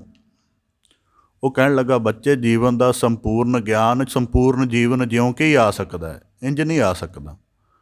ਕਹਿਣ ਲੱਗਾ, ਜੀ ਨਹੀਂ ਫਿਰ ਵੀ ਤੁਹਾਡੀ ਅਵਸਥਾ ਬੜੀ ਉੱਚੀ ਹੈ, ਮੈਨੂੰ ਗਿਆਨ ਕਰਾਓ। ਤਾਂ ਉਹਨੂੰ ਉਹ ਨਾਲ ਲੈ ਕੇ ਚੱਲ ਪਿਆ। ਕਹਿੰਦਾ ਚੱਲ ਅਸੀਂ ਥੋੜ੍ਹਾ ਕਦਮ ਚੱਲ ਕੇ ਆਉਂਦੇ ਹਾਂ, ਤੈਨੂੰ ਗਿਆਨ ਦੇ ਅਨੁਭਵ ਕਰਾ ਦਿਆਂਗੇ। ਲੈ ਕੇ ਚੱਲ ਪਏ ਉਸ ਨੂੰ। ਜਦੋਂ ਪਹਿਲੀ ਦਫਾ ਲੰਘਣਾ ਸੀ, ਨਦੀ ਦੇ ਵਿੱਚੋਂ ਲੰਘੇ। ਅਜੇ ਉਹ ਨਦੀ ਦੇ ਵਿੱਚ ਪੈਰ ਪਾਉਣ ਲੱਗੇ, ਮਹਾਤਮਾ ਨੇ ਪਹਿਲਾ ਪੈਰ ਪਾਇਆ ਅਤੇ ਉਹ ਕਹਿਣ ਲੱਗਾ, ਜੀਵਨ ਦਾ ਪਹਿਲਾ ਗਿਆਨ ਦਾ ਸੂਤਰ ਤਾਂ ਇੱਥੇ ਹੀ ਪਿਆ ਹੋਇਆ। ਕਹਿੰਦਾ ਕਿਵੇਂ? ਕਹਿੰਦਾ ਜਦੋਂ ਤੂੰ ਪਹਿਲਾ ਪੈਰ ਪਾਇਆ ਪਾਣੀ ਦੇ ਵਿੱਚ ਅਤੇ ਜਦੋਂ ਦੂਜਾ ਪਾਇਆ, ਕੀ ਪਾਣੀ ਉਹ ਸੀ? ਕਹਿਣ ਲੱਗਾ ਨਹੀਂ, ਉਹ ਨਹੀਂ ਸੀ। ਇਸ ਕਰਕੇ ਕਹਿੰਦਾ ਇੱਕ ਤਾਂ ਇਹ ਹੋ ਗਿਆ ਪਹਿਲਾ। ਇਹਦਾ ਡੀਪ ਇਹ ਹੈ ਕਿ ਜਦੋਂ ਪਹਿਲਾ ਪੈਰ ਪਾਇਆ ਉਦੋਂ ਪਾਣੀ ਹੋਰ ਸੀ, ਜਦੋਂ ਦੂਜਾ ਪੈਰ ਪਾਇਆ ਉਦੋਂ ਪਾਣੀ ਹੋਰ ਸੀ। ਔਰ ਕਮਾਲ ਦੀ ਗੱਲ ਦੇਖ, ਜਿਵੇਂ ਦੇ ਪਹਿਲੇ ਪੈਰ ਪਾਉਣ ਲੱਗਿਆਂ ਤੇਰੇ ਮਨੋਂ ਭਾਵ ਸਨ, ਉਵੇਂ ਦੂਜਾ ਪੈਰ ਪਾਉਣ ਲੱਗਿਆਂ ਤੇਰੇ ਮਨੋਂ ਭਾਵ ਨਹੀਂ ਸਨ। ਇਸ ਕਰਕੇ ਤੂੰ ਵੀ ਉਹੋ ਜਿਹਾ ਨਹੀਂ ਸੀ। ਜੇ ਪਾਣੀ ਉਹੋ ਜਿਹਾ ਨਹੀਂ ਸੀ, ਭਾਵ ਕਿ ਪਹਿਲਾ ਵਹਿ ਗਿਆ, ਦੂਜਾ ਉਹਦਾ ਕੋਈ ਹੋਰ ਭਾਵ ਆ ਰਿਹਾ, ਅਤੇ ਪਹਿਲੇ ਪੈਰ ਰੱਖਦਿਆਂ ਤੇਰਾ ਵੀ ਭਾਵ ਕੁਝ ਹੋਰ ਸੀ, ਦੂਜਾ ਪੈਰ ਰੱਖਦਿਆਂ ਤੇਰਾ ਭਾਵ ਕੁਝ ਹੋਰ ਸੀ। ਜਿਹੜਾ ਅੱਗੇ ਕਦਮ ਪੁੱਟੇਗਾ ਇਹਦਾ ਭਾਵ ਕੁਝ ਹੋਰ ਹੈ। ਇੱਥੋਂ ਭਾਵ ਲੱਗਦਾ ਕਿ ਜਗਤ ਦੀ ਪ੍ਰਤੀਤ ਨਾ ਥਿਰ ਰਹਿਣ ਵਾਲੀ ਹੈ। ਕਿੰਨਾ ਵੀ ਯਤਨ ਕਰੋ, ਕੁਝ ਥਿਰ ਨਹੀਂ ਕਰ ਸਕੋਗੇ। ਇਸ ਕਰਕੇ ਇਸ ਅਸਥਿਰ ਜਗਤ ਦੇ ਵਿੱਚ ਜੇ ਕੁਝ ਥਿਰ ਬਣਾਉਣ ਦਾ ਸਾਨੂੰ ਭਰਮ ਪੈ ਗਿਆ ਤਾਂ ਸਮਝ ਲਓ ਅਸੀਂ ਜੀਵਨ ਜਿਉਂ ਨਹੀਂ ਰਹੇ, ਅਸੀਂ ਜੀਵਨ ਦਾ ਬੋਝ ਹੰਢਾ ਰਹੇ ਹਾਂ। ਕਈ ਵਾਰੀ ਬੰਦਿਆਂ ਨੇ ਅੱਜ ਕੱਲ੍ਹ ਨਾ ਮੋਟੀਵੇਸ਼ਨਲ ਸਪੀਕਰਾਂ ਦਾ ਬੜਾ ਜ਼ੋਰ ਹੈ ਲੋਕਾਂ ਦੇ ਵਿੱਚ। ਉਹ ਹਰੇਕ ਬੰਦਾ ਸਾਨੂੰ ਵੀ ਭੇਜਦਾ ਰਹਿੰਦਾ ਕਦੀ ਕਦਾਈ। ਉਹਨਾਂ ਦੇ ਫਨੋਮਨੇ ਸੁਣੀਦੇ ਨੇ ਵੀ ਇਹ ਗੱਲ ਚੱਲ ਕੀ ਰਹੀ ਹੈ। ਜਿਹੜੀ ਅਸਲ ਰਮਜ ਹੈ ਉਹਨੂੰ ਪਕੜੋ ਕਿ ਜਦੋਂ ਅਸਥਿਰ ਜਗਤ ਹੈ ਅਤੇ ਉਹਦੇ ਵਿੱਚ ਸਥਿਰਤਾ ਖੜੀ ਕਰਨੀ ਹੈ ਤਾਂ ਉਹ ਆਪਣੇ ਆਪ ਦੇ ਵਿੱਚ ਇੱਕ ਨਾ ਸਮਝੀ ਹੈ। ਹੁਣ ਤਾਂ ਇਸ ਕਰਕੇ ਉਹ ਮਹਾਤਮਾ ਕਹਿਣ ਲੱਗਾ ਕਿ ਇਸ ਕਰਕੇ ਜੀਵਨ ਦਾ ਪਹਿਲਾ ਸੂਤਰ ਹੈ ਕਿ ਸਾਰਾ ਕੁਝ ਵਹਾਅ ਦੇ ਵਿੱਚ ਹੈ। ਜੇ ਤੂੰ ਵਹਾਅ ਦੇ ਵਿੱਚ ਬਣੇਗਾ ਤਾਂ ਤੇਰਾ ਜੀਵਨ ਜੀਵਿਆ ਜਾ ਸਕਦਾ। ਜੇ ਤੂੰ ਆਪਣੇ ਆਪ ਨੂੰ ਕਿਸੇ ਜਗ੍ਹਾ ਖੜਾ ਲਿਆ, ਕਿਸੇ ਜਗ੍ਹਾ ਰੋਕ ਲਿਆ, ਤਾਂ ਤੂੰ ਜੀਵਨ ਜਿਉਂ ਨਹੀਂ ਰਿਹਾ ਹੋਏਗਾ, ਜੀਵਨ ਦਾ ਬੋਝ ਹੰਢਾ ਰਿਹਾ ਹੋਏਗਾ। ਇਸ ਕਰਕੇ ਅੱਜ ਸਮੱਸਿਆ ਹੈ ਕਿ ਬੰਦਾ ਜਦੋਂ ਬਚਪਨ ਹੈ ਉਸ ਅਵਸਥਾ ਦਾ ਵੀ ਪੂਰਾ ਅਨੁਭਵ ਨਹੀਂ ਹੈ, ਜਵਾਨੀ ਹੈ ਉਹਦੇ ਤੇਜ ਦਾ ਵੀ ਕੋਈ ਚੰਗਾ ਪ੍ਰਯੋਗ ਨਹੀਂ ਹੈ, ਅਤੇ ਬੁਢਾਪੇ ਦੀ ਵੈਸੇ ਰੋਸ ਬਣ ਜਾਂਦਾ ਬੰਦੇ ਦੇ ਮਨ ਅੰਦਰ। ਆਪਣੀ ਸਰੀਰਕ ਅਵਸਥਾ ਨੂੰ ਹੀ ਬੰਦਾ ਅਕਾਲ ਪੁਰਖ ਦੇ ਹੁਕਮ ਨਾਲ ਇੱਕ ਸੁਰ ਨਹੀਂ ਕਰ ਰਿਹਾ। ਇਸ ਕਰਕੇ ਕਦੇ ਭਰਤਰੀ ਹਰੀ ਦਾ ਵੈਰਾਗ ਸ਼ਤਕ ਗ੍ਰੰਥ ਪੜ੍ਹੋ, ਜ਼ਰੂਰ ਪੜ੍ਹਨਾ ਚਾਹੀਦਾ ਸੀਨੀਅਰ ਉਮਰ ਦੇ ਬੰਦਿਆਂ ਨੂੰ, ਕਿ ਸਾਡੀ ਜ਼ਿੰਦਗੀ ਦੀ ਤਰਜ਼ ਚੱਲ ਕਿੱਥੇ ਕਰ ਰਹੀ ਹੈ। ਅਸੀਂ ਆਪਣਿਆਂ ਨੂੰ ਸਿਆਣੇ ਪੜ੍ਹੇ ਲਿਖੇ ਸਾਬਤ ਕਰੀ ਜਾ ਰਹੇ ਹਾਂ, ਪਰ ਸਾਡਾ ਅਸਲ ਅਨੁਭਵ ਸਾਡੇ ਕੋਲ ਕੀ ਹੈ। ਤਾਂ ਮਹਾਤਮਾ ਕਹਿਣ ਲੱਗਾ ਇਸ ਕਰਕੇ ਜੀਵਨ ਦਾ ਸਾਰਾ ਕੁਝ ਵਹਾਅ ਦੇ ਵਿੱਚ ਹੈ। ਜੇ ਤੂੰ ਵਹਾਅ ਨੂੰ, ਇਸ ਕਰਕੇ ਤੈਨੂੰ ਵੀ ਵਹਾਅ ਹੀ ਬਣਨਾ ਪਏਗਾ। ਜੇ ਤੂੰ ਸੋਚੇਂਗਾ ਮੈਂ ਇੱਕ ਜਗ੍ਹਾ ਉਹ ਹੋ ਸਕਦਾ, ਫਿਰ ਪਾਣੀ ਟਕਰਾ ਕੇ ਲੰਘੀ ਜਾਏਗਾ, ਤੂੰ ਉੱਥੇ ਦਾ ਉੱਥੇ ਖੜਿਆ ਰਹੇਂਗਾ। ਇਸ ਕਰਕੇ ਪਹਿਲਾ ਗਿਆਨ ਦਾ ਸੂਤਰ ਇਹ। ਅੱਗੇ ਚਲੇ ਗਏ, ਚੱਲਦੇ ਦੇਖਿਆ ਇੱਕ ਤਰਫ ਉਸ ਕਿਸੇ ਬਗੀਚੇ ਦੇ ਵਿੱਚ ਦਾਖਲ ਹੋਏ। ਇੱਕ ਕਲੀ ਦੇਖੀ, ਉਹਨਾਂ ਨੇ ਬਗੀਚਾ ਦੇਖਿਆ, ਉਹਦੇ ਵਿੱਚ 2 ਫੁੱਲ ਨੇੜੇ ਸਨ। ਇੱਕ ਬੜੀ ਛੋਟੀ ਜਿਹੀ ਕਲੀ ਸੀ, ਦੂਜੇ ਪਾਸੇ ਇੱਕ ਪੂਰਾ ਵੱਡਾ ਫੁੱਲ ਜਿਹੜਾ ਮੁਰਝਾ ਰਿਹਾ ਸੀ। ਮਹਾਤਮਾ ਕਹਿਣ ਲੱਗਾ ਇਹਦੇ ਵਿੱਚੋਂ ਵੀ ਹੈ ਕਿ ਜ਼ਿੰਦਗੀ ਵਿੱਚ ਜਿਹੜਾ ਸਾਨੂੰ ਮਾਲਕ ਹੁਸਨ ਦਿੰਦਾ ਹੈ ਉਹ ਮਾਸੂਮੀਅਤ ਦਾ ਦਿੰਦਾ ਹੈ। ਉਹਦੇ ਵਿੱਚ ਨਿਸ਼ਕਪਟਤਾ, ਬੇਪਰਵਾਹੀ, ਉਹਦੇ ਵਿੱਚ ਦਵੈਤ, ਉਹਦੇ ਵਿੱਚ ਵਿਸ਼ਵਕਾਰਾਂ ਦੀ ਮੈਲ, ਇਹ ਕੁਝ ਨਹੀਂ ਹੁੰਦਾ। ਅਤੇ ਕਹਿੰਦਾ ਸਾਡਾ ਜੀਵਨ ਕਲੀ ਵਰਗਾ ਹੈ, ਅਤੇ ਅਸੀਂ ਜਦੋਂ ਫੈਲਾਅ ਕਰਨਾ ਚਾਹੁੰਦੇ ਹਾਂ ਤਾਂ ਇਸ ਫੈਲਾਅ ਦੇ ਨਾਲ ਫੈਲਾਅ ਤਾਂ ਹੋ ਜਾਂਦਾ ਹੈ, ਪਰ ਇਹ ਗੱਲ ਯਾਦ ਰੱਖਣ ਯੋਗ ਕਿ ਜਦੋਂ ਫੈਲਾਅ ਹੋ ਜਾਂਦਾ ਹੈ ਫਿਰ ਉਸ ਫੁੱਲ ਨੂੰ ਸੁੱਕਣਾ, ਸੜਨਾ, ਮੁਰਝਾਉਣਾ ਪੈਂਦਾ ਹੈ। ਮਤਲਬ ਭਾਵੇਂ ਸਾਡੇ ਜੀਵਨ 'ਚ ਕਿੰਨਾ ਤੇਜ਼ ਕਿਉਂ ਨਾ ਹੋਵੇ, ਪਰ ਇਹ ਆਖਰ ਜਾ ਕੇ ਸਿਮਟੇਗਾ। ਇਸ ਕਰਕੇ ਜਿਹੜਾ ਵਿਸਥਾਰ ਕਰਨਾ ਧਰਤੀ 'ਤੇ, ਭਾਵ ਕਿ ਜੇ ਤੇਰੇ ਅੰਦਰ ਖਿੜਨ ਦੀ, ਆਪਣੀ ਹਸਤੀ ਨੂੰ ਖਿਲਾਰਨ ਦੀ ਚਾਹਤ ਹੈ ਤਾਂ ਘੱਟੋ ਘੱਟ ਆਪਣੇ ਅੰਦਰ ਦਾ ਕਲੀ ਵਾਲਾ ਹੁਸਨ ਨਾ ਮਰਨ ਦੇਣਾ। ਇਹ ਤੇਰੇ ਜੀਵਨ ਦਾ ਸਭ ਤੋਂ ਵੱਡਾ ਆਦਰਸ਼ ਹੈ ਕਿ ਵਿਥਾਰ ਕਰ। ਵਿਥਾਰ ਦਾ ਮਤਲਬ ਧਨ ਸੰਪਦਾ, ਜਿਹੜੀ ਉਹਦਾ ਸਾਰਾ ਚੱਲਣਾ ਸਿਲਸਿਲਾ, ਪਰ ਉਹਦੇ ਵਿੱਚ ਜੁੜਨ ਵਾਲੀ। ਉਦਾਹਰਨ ਦੇ ਤੌਰ 'ਤੇ ਇਸ ਕਰਕੇ ਉਹ ਮਹਾਤਮਾ ਕਹਿਣ ਲੱਗਾ ਕਿ ਇਹ 2 ਚੀਜ਼ਾਂ ਤੈਨੂੰ ਪੈਗਾਮ ਦੇ ਰਹੀਆਂ। ਅੱਗੇ ਚਲੇ ਗਏ। ਅੱਗੇ ਜਾ ਕੇ ਦੇਖਿਆ ਕਿਸੇ ਰੁੱਖ ਦੇ ਤਰਫ ਬੈਠੇ ਥੋੜ੍ਹਾ ਵਿਰਾਮ ਕਰਨ ਦੇ ਲਈ ਇੱਕ ਪੀਲਾ ਜਰਦ ਪੱਤਾ ਝੜ ਕੇ ਉਹਨਾਂ ਦੇ ਸਾਹਮਣੇ ਡਿੱਗ ਪਿਆ। ਮਹਾਤਮਾ ਨੇ ਉਹ ਪੀਲੇ ਜਰਦ ਪੱਤੇ ਨੂੰ ਚੜ੍ਹਿਆ। ਕਹਿੰਦਾ ਦੇਖ, ਇਹ ਭਾਵੇਂ ਟੁੱਟਿਆ ਪਰ ਇਹਦਾ ਟੁੱਟਣਾ ਠੀਕ ਹੈ। ਕਹਿੰਦਾ ਜੀ ਕਿਸ ਤਰ੍ਹਾਂ? ਕਹਿਣ ਲੱਗਾ ਇਹਨੇ ਆਪਣੀ ਹਰਿਆਲੀ ਨੂੰ ਪੂਰਾ ਮਾਣਿਆ। ਜਦੋਂ ਇਹਦੇ 'ਤੇ ਹਰਿਆਲੀ ਸੀ ਇਹ ਦੂਜੇ ਪੱਤਿਆਂ ਦੇ ਨਾਲ ਲਾ ਕੇ ਖੜਖੜ ਕਰਦਾ ਸੀ, ਜਦੋਂ ਹਵਾ ਆਉਂਦੀ ਸੀ ਉਹਦੇ ਝੌਂਕਿਆਂ ਦੇ ਨਾਲ ਖੇਡਦਾ ਸੀ। ਹੁਣ ਇਹ ਪੂਰਾ ਕਹਿੰਦੇ ਪ੍ਰਕਿਰਤੀ ਨਾਲ ਇੱਕ ਸੁਰ ਹੈ। ਉਦੋਂ ਡਿੱਗਿਆ ਜਦੋਂ ਪੀਲਾ ਜਰਦ ਹੋ ਗਿਆ। ਅਤੇ ਬੰਦਾ ਆਪਣੀ ਅਵਸਥਾ ਪੀਲਾ ਜਰਦ ਹੋਣ ਦੀ ਆ ਜਾਂਦੀ ਹੈ, ਪਰ ਕਹਿੰਦਾ ਦੇਖੋ ਇਹ ਪੀਲਾ ਜਰਦ ਹੋ ਗਿਆ, ਇਹਦਾ ਕੋਈ ਦਾਅਵਾ ਨਹੀਂ ਕਿ ਮੈਨੂੰ ਰੁੱਖ ਨਾਲ ਜੋੜ ਕੇ ਰੱਖੋ। ਕਹਿੰਦਾ ਬੰਦਾ ਪੀਲਾ ਜਰਦ ਹੋ ਜਾਂਦਾ ਹੈ, ਕਹਿੰਦਾ ਮੈਨੂੰ ਅਜੇ ਵੀ ਪਦਾਰਥ ਤੋਂ ਦੂਰ ਨਾ ਕਰੋ, ਅਜੇ ਵੀ ਮੇਰੀ ਪਰਿਵਾਰ ਤੋਂ ਦੂਰੀ ਨਾ ਬਣਾਓ। ਮੈਂ ਮਰਨਾ ਚਾਹੁੰਦਾ, ਘੱਟੋ ਘੱਟ ਮੈਨੂੰ ਘਰ ਲੈ ਜਾਓ, ਹੌਸਪੀਟਲ ਨਹੀਂ ਮਰਨਾ ਚਾਹੁੰਦਾ। ਮੈਂ ਇਸ ਤਰ੍ਹਾਂ ਦਾ ਵੀ ਆਪਣੀ ਜ਼ਿੰਦਗੀ 'ਚ ਸੰਕਟ ਦੇਖਿਆ। ਅੰਤਿਮ ਸਮੇਂ ਜਿਹੜੇ ਬੰਦੇ ਲੱਗੇ ਨਾ ਜੀਵਨ ਦੀ ਵੀ ਇਹਨਾਂ ਦੀ ਜੀਵਨ ਸਲੀਲਾ ਸਮਾਪਤ ਹੋਣ ਵਾਲੀ, ਭੱਜਿਆ ਨਹੀਂ ਜਾਣਾ ਚਾਹੀਦਾ ਉਹਦੇ ਤੋਂ। ਉਹਦੇ ਨੇੜੇ ਰਹਿ ਕੇ ਆਪਣੀ ਜ਼ਿੰਦਗੀ ਦਾ ਅਨੁਭਵ ਕਮਾਓ। ਮੈਂ ਕਈ 2-3 ਆਪਣੇ ਨਿਕਟ ਵਰਤੀ ਦੇਖੇ, ਅੰਤਿਮ ਸਮੇਂ ਬੜੇ ਬਿਮਾਰੀ ਵਿੱਚ ਸਨ, ਖਾਹਿਸ਼ ਹੀ ਇਹ ਕੀਤੀ ਵੀ ਘਰ ਲੈ ਜਾਓ, ਇੱਥੇ ਨਹੀਂ ਮੈਂ ਮਰਨਾ, ਇੱਥੇ ਨਹੀਂ ਮਰਨਾ ਚਾਹੁੰਦਾ ਘੱਟੋ ਘੱਟ। ਤਾਂ ਉਹ ਮਹਾਤਮਾ ਕਹਿਣ ਲੱਗਾ ਸਾਡੇ ਨਾਲੋਂ ਤਾਂ ਪੀਲਾ ਜਰਦ ਪੱਤਾ ਚੰਗਾ ਹੈ। ਅਸੀਂ ਕਹਿੰਦੇ ਹੁਕਮ ਹੈ ਅੰਦਰ ਸਭ ਕੋ, ਇਹ ਉਹਦੀ ਰਮਜ਼ ਹੈ ਕਿ ਇੱਕ ਪੱਤਾ ਹੁਕਮ ਵਿੱਚ ਪਿਆ ਹੋਇਆ ਹੈ, ਉਹ ਪੀਲਾ ਜਰਦ ਹੋ ਜਾਂਦਾ। ਉਹ ਦਾਅਵਾ ਨਹੀਂ ਕਰਦਾ ਰੁੱਖ ਦੇ ਨਾਲ ਮੈਨੂੰ ਜੋੜ ਕੇ ਰੱਖੋ, ਜਾਂ ਮੈਂ ਜੁੜਨਾ ਚਾਹੁੰਦਾ, ਜਾਂ ਮੈਂ ਨਹੀਂ ਟੁੱਟਣਾ ਚਾਹੁੰਦਾ। ਸਾਡੇ ਜੀਵਨ ਦੀ ਪੀਲੀ ਜਰਦ ਹਾਲਤ ਹੋ ਜਾਂਦੀ ਹੈ, ਚਿਹਰੇ 'ਤੇ ਝੁਰੜੀਆਂ ਨੇ, ਹੱਡਾਂ ਵਿੱਚ ਕੋਈ ਬਲ ਨਹੀਂ ਹੈ, ਨੇਤਰਾਂ 'ਚੋਂ ਆਪਣੇ ਘਰ ਦੇ ਜੀਅ ਨਹੀਂ ਪਛਾਣੇ ਜਾਂਦੇ, ਆਪਣੇ ਧਨ ਦਾ ਵੀ ਨਹੀਂ ਪਤਾ ਕਿੰਨਾ ਕੁ ਇਕੱਠਾ ਕੀਤਾ ਤਾਂ ਵੀ ਉਹਦੀ ਪਕੜ ਬਣੀ ਹੋਈ। ਇਸ ਕਰਕੇ ਉਹ ਕਹਿਣ ਲੱਗਾ ਅਸੀਂ ਇੰਨਾ ਜੀਵਨ ਇੱਕ ਸੁਰ ਨਹੀਂ ਕਰਦੇ। 3 ਹਾਲਤਾਂ। ਅੱਗੇ ਚਲੇ ਗਏ। ਚਲਦਿਆਂ ਚਲਦਿਆਂ ਜਿਹੜਾ ਸੂਰਜ ਛਿਪ ਰਿਹਾ ਸੀ, ਸ਼ਾਮ ਹੋ ਗਈ। ਉਹ ਮਹਾਤਮਾ ਕਹਿਣ ਲੱਗਾ ਸੂਰਜ ਵੀ ਸਾਨੂੰ ਇੱਕ ਸੰਦੇਸ਼ ਦੇ ਕੇ ਜਾ ਰਿਹਾ, ਇੱਕ ਰਮਜ਼ ਦੱਸ ਕੇ ਜਾ ਰਿਹਾ। ਕਹਿੰਦਾ ਕੀ? ਕਹਿੰਦਾ ਜਦੋਂ ਸਵੇਰੇ ਸੂਰਜ ਉਗਮਦਾ ਹੈ ਇਹਦੇ ਵਿੱਚ ਇਹਦੀ ਰੌਸ਼ਨੀ ਇੰਨੀ ਤੇਜ਼ ਹੁੰਦੀ ਹੈ, ਮਤਲਬ ਇਹਦੇ ਅੰਦਰ ਰੌਸ਼ਨੀ ਪੂਰੀ ਹੁੰਦੀ ਹੈ। ਦੁਪਹਿਰ ਤੱਕ ਆਉਂਦਿਆਂ ਇਹਦੀ ਰੌਸ਼ਨੀ ਦਾ ਇੰਨਾ ਸਿਖਰ ਹੋ ਜਾਂਦਾ ਹੈ ਕਿ ਕਰੋੜਾਂ ਮੀਲ ਅਸੀਂ ਦੂਰ ਖਲੋਤੇ ਹੋਏ ਵੀ ਇਹਦੀ ਤਾਬ ਨਹੀਂ ਝੱਲ ਸਕਦੇ। ਪਰ ਦੇਖ ਜਦੋਂ ਸ਼ਾਮ ਨੂੰ ਅਸਤ ਹੁੰਦਾ ਹੈ ਅਤੇ ਇਹਦੀ ਜਿਹੜੀ ਰੌਸ਼ਨੀ ਹੈ ਠੰਡਕ ਵਿੱਚ ਢਲ ਜਾਂਦੀ ਹੈ, ਭਾਵ ਕਿ ਲਾਲ ਸੁਰਖ ਹੋ ਜਾਂਦਾ ਹੈ। ਰੌਸ਼ਨੀ ਹੁੰਦੀ ਹੈ ਪਰ ਇਸ ਰੌਸ਼ਨੀ ਦੇ ਵਿੱਚ ਠੰਡਕ ਆ ਗਈ ਹੈ। ਜੀਵਨ ਦਾ ਜਿੰਨਾ ਸਾਡਾ ਤੇਜ ਹੈ ਦੇਖਣ ਦਾ, ਸੁਣਨ ਦਾ, ਸਮਝਣ ਦਾ, ਕਹਿੰਦਾ ਜੇ ਸਾਰਾ ਸਾਡੇ ਸ਼ਾਂਤ ਰਸ ਦੇ ਵਿੱਚ, ਸਹਿਜ ਵਿੱਚ ਢਲ ਜਾਵੇ ਸਾਡੇ ਮਰਨ ਤੱਕ, ਤਾਂ ਸਾਡੇ ਜੀਵਨ ਦੀ ਪ੍ਰਾਪਤੀ ਹੈ। ਜੇ ਸਾਡਾ ਜੀਵਨ, ਸਾਡਾ ਅੰਤਿਮ ਸਮੇਂ ਸਾਡਾ ਸਹਿਜ ਵਿੱਚ ਨਹੀਂ ਢਲਿਆ ਤੇ ਸਮਝ ਲੈਣਾ ਅਸੀਂ ਪ੍ਰਕਿਰਤੀ ਦੇ ਜੀਵਨ ਦੇ ਹੁਕਮ ਨਿਯਮ ਤੋਂ ਅਧੂਰੇ ਰਹਿ ਗਏ ਹਾਂ। ਕਬੀਰ ਪ੍ਰਭਾਤੇ ਤਾਰੇ ਖਿਸੇ ਤਿਉਂ ਏ ਖਿਸੈ ਸਰੀਰ। ਕਈ ਵਾਰੀ ਲੋਕ ਹਾਰ ਸ਼ਿੰਗਾਰ ਕਰਨ ਲੱਗਿਆ ਸ਼ੀਸ਼ੇ ਅੱਗੇ ਖਲੋ ਜਾਂਦੇ ਨੇ, ਅਤੇ ਸ਼ੀਸ਼ੇ ਤੋਂ ਵੱਡਾ ਗਿਆਨ ਸਾਨੂੰ ਕਿਹਨੇ ਦੇਣਾ ਹੈ? ਆਪਣੇ ਕਦੇ ਚਿਹਰੇ ਨੂੰ ਛੋਹ ਕੇ ਦੇਖਣਾ ਕਿ ਇਹ ਓਨਾ ਤੇਜ਼ ਹੈ ਜਿਹੜਾ ਜਵਾਨੀ ਵੇਲੇ ਸੀ ਅਤੇ ਅੱਜ ਸੀ। ਸਾਨੂੰ ਤਾਂ ਦਿਨ ਬਾਅਦ ਦਿਨ ਸਰੀਰ ਹੀ ਸੁਨੇਹਾ ਦਿੰਦਾ ਜਾ ਰਿਹਾ ਹੈ ਕਿ ਅਸੀਂ ਕਾਲ ਦੀ ਮਾਰ ਦੇ ਵਹਿਣ ਵਿੱਚ ਹਾਂ। ਪਰ ਸਮੱਸਿਆ ਕੀ ਹੈ? ਬੰਦਾ ਵਹਿਣ ਦੇ ਨਾਲ ਵਹਿਣ ਨਹੀਂ ਬਣਨਾ ਚਾਹੁੰਦਾ, ਉਹਨੂੰ ਰੋਕਣਾ ਚਾਹੁੰਦਾ ਹੈ ਅਤੇ ਕਿੰਨੇ ਕੋਝੇ ਯਤਨ ਕਰਦਾ। ਕਈ ਵਾਰੀ ਮੈਂ ਦੇਖਦਾ, ਕਿਸੇ ਦੇ ਨਿੱਜ 'ਤੇ ਨਹੀਂ ਅਸੀਂ ਬੋਲਦੇ, ਵੀ ਕੁਦਰਤ ਦਾ ਵਹਾਅ ਹੈ, ਜੋ ਵੀ ਦੇਹ ਦਾ, ਵਾਲਾਂ ਦਾ ਰੰਗ, ਸਰੀਰ ਦਾ ਜੋ ਕੁਝ ਵੀ ਢਲਣਾ ਹੈ ਭਾਈ ਉਹਦੇ ਨਾਲ ਇਕਸੁਰ ਹੋ ਕੇ ਜੀਵਨ ਦੀ ਗੰਭੀਰਤਾ ਨੂੰ ਕਮਾ। ਉਹਨੂੰ ਦਰਕਿਨਾਰ ਕਿਉਂ ਕਰ ਰਹੇ ਹੈ? ਸਵੇਰੇ ਤੋਂ ਪਾਠ ਪੜ੍ਹ ਲਿਆ, ਨਾਨਕ ਹੁਕਮੈ ਜੇ ਬੁੱਝੈ ਤਾਂ ਹਉਮੈ ਕਹੈ ਨਾ ਕੋਇ। ਦੇਹ ਜਿਹੜੀ ਹੁਕਮ ਰੂਪ ਦੇ ਵਿੱਚ ਹੈ ਅਤੇ ਪੰਜਾਂ ਤੱਤ, ਜਿਹੜੀ ਪੰਜਾਂ ਤੱਤਾਂ ਦੀ ਖੇਡ ਹੁਕਮ 'ਚ ਚੱਲ ਰਹੀ ਹੈ, ਉਹਨੇ ਤੈਨੂੰ ਜੀਵਨ ਦੀ ਜਿਸ ਅਵਸਥਾ 'ਤੇ ਲਿਆ ਕੇ ਖੜਾ ਕਰ ਦਿੱਤਾ, ਉਹਦੇ ਨਾਲ ਇੱਕ ਸੁਰ ਕਿਉਂ ਨਹੀਂ ਹੋ ਰਿਹਾ? ਉਹਦੇ ਪ੍ਰਤੀ ਵਿਰੋਧ, ਉਹਦੇ ਪ੍ਰਤੀ ਨਿਸ਼ੇਧ, ਉਹਦੇ ਪ੍ਰਤੀ ਰੋਸ ਕਿਉਂ ਪ੍ਰਗਟ ਹੋ ਰਿਹਾ ਹੈ? ਜੇ ਸਵੇਰੇ ਪੰਗਤੀ ਪੜ੍ਹੀ ਹੈ ਤਾਂ ਥੋੜ੍ਹਾ ਆਪਣੇ ਆਪ ਨੂੰ ਉਹਦੇ ਅਨੁਸਾਰ ਰੱਖ। ਤਾਂ ਭਗਤ ਕਬੀਰ ਸਾਹਿਬ ਜੀ ਕਹਿੰਦੇ ਤਿਉਂ ਏ ਖਿਸੈ ਸਰੀਰ। ਬਾਬਾ ਫਰੀਦ ਸਾਹਿਬ ਜੀ ਬੜਾ ਕਮਾਲ ਦਾ ਬਚਨ ਆਖਦੇ ਹਨ ਕਿ ਆਇਓ ਬੰਦਾ ਦੁਨੀ ਵਿੱਚ ਵੱਤ ਆਸੂਣੀ ਬਨ। ਵੱਤ ਆਸੂਣੀ ਦਾ ਭਾਵ ਕਿ ਜੀਵਨ ਦੀ ਤੋਰ ਹੀ ਉਹ ਪਕੜ ਲਈ ਜਿਹੜੀ ਹਰਾ ਦੇਗੀ, ਜਿਹੜੀ ਜੀਵਨ ਦੇ ਵਿੱਚ ਆਖਰ ਨੂੰ ਪਛਤਾਵੇ ਦੇ ਨਾਲ, ਮੈਲ ਦੇ ਨਾਲ ਭਰ ਦੇਗੀ। ਤਾਂ ਭਗਤ ਕਬੀਰ ਸਾਹਿਬ ਜੀ ਕਹਿੰਦੇ ਤਿਉਂ ਇਹ ਖਿਸੈ ਸਰੀਰ। ਇਵੇਂ ਸਾਡਾ ਜੀਵਨ ਖਿਸਕਦਾ ਹੈ, ਬੜਾ ਕੁਝ ਮਨੁੱਖ ਕੋਲੋਂ ਚਲਿਆ ਜਾਂਦਾ ਹੈ। ਸੁਭਾਵਿਕ ਕਈ ਦਫਾ ਮਤਲਬ ਰੋਜ਼ ਜੇ ਮਹਿਸੂਸ ਕਰਾਂਗੇ ਤਾਂ ਫਿਰ ਇਸ ਸ਼ਬਦ ਦੇ ਨਾਲ ਅਸੀਂ ਜੁੜੇ ਰਹਾਂਗੇ। ਮੈਂ ਕਈ ਦਫਾ ਆਪਣੇ ਆਪ ਤਰਫ ਦਾ ਵਾਜਦਾ, ਅੱਜ ਤੋਂ 3-4 ਸਾਲ ਪਹਿਲਾਂ ਦੀ ਮੈਮਰੀ ਬਹੁਤ ਜ਼ਿਆਦਾ ਸੀ। ਦੁਨੀਆ ਦੀ ਕੋਈ ਵੀ ਕਿਸੇ ਤਰ੍ਹਾਂ ਦੀ ਵੀ ਪੜ੍ਹਨਾ ਵਾਚਣਾ ਸਮਝਣਾ ਸਕਿੰਟਾਂ ਦੀ ਖੇਡ ਸੀ। ਅੱਜ ਉਹ ਘੰਟਿਆਂ 'ਤੇ ਜਾ ਪਈ ਹੈ। ਘੰਟਾ ਲਗਾ ਕੇ ਕਿਸੇ ਚੀਜ਼ ਨੂੰ ਯਾਦ ਕਰਨਾ ਪੈਂਦਾ।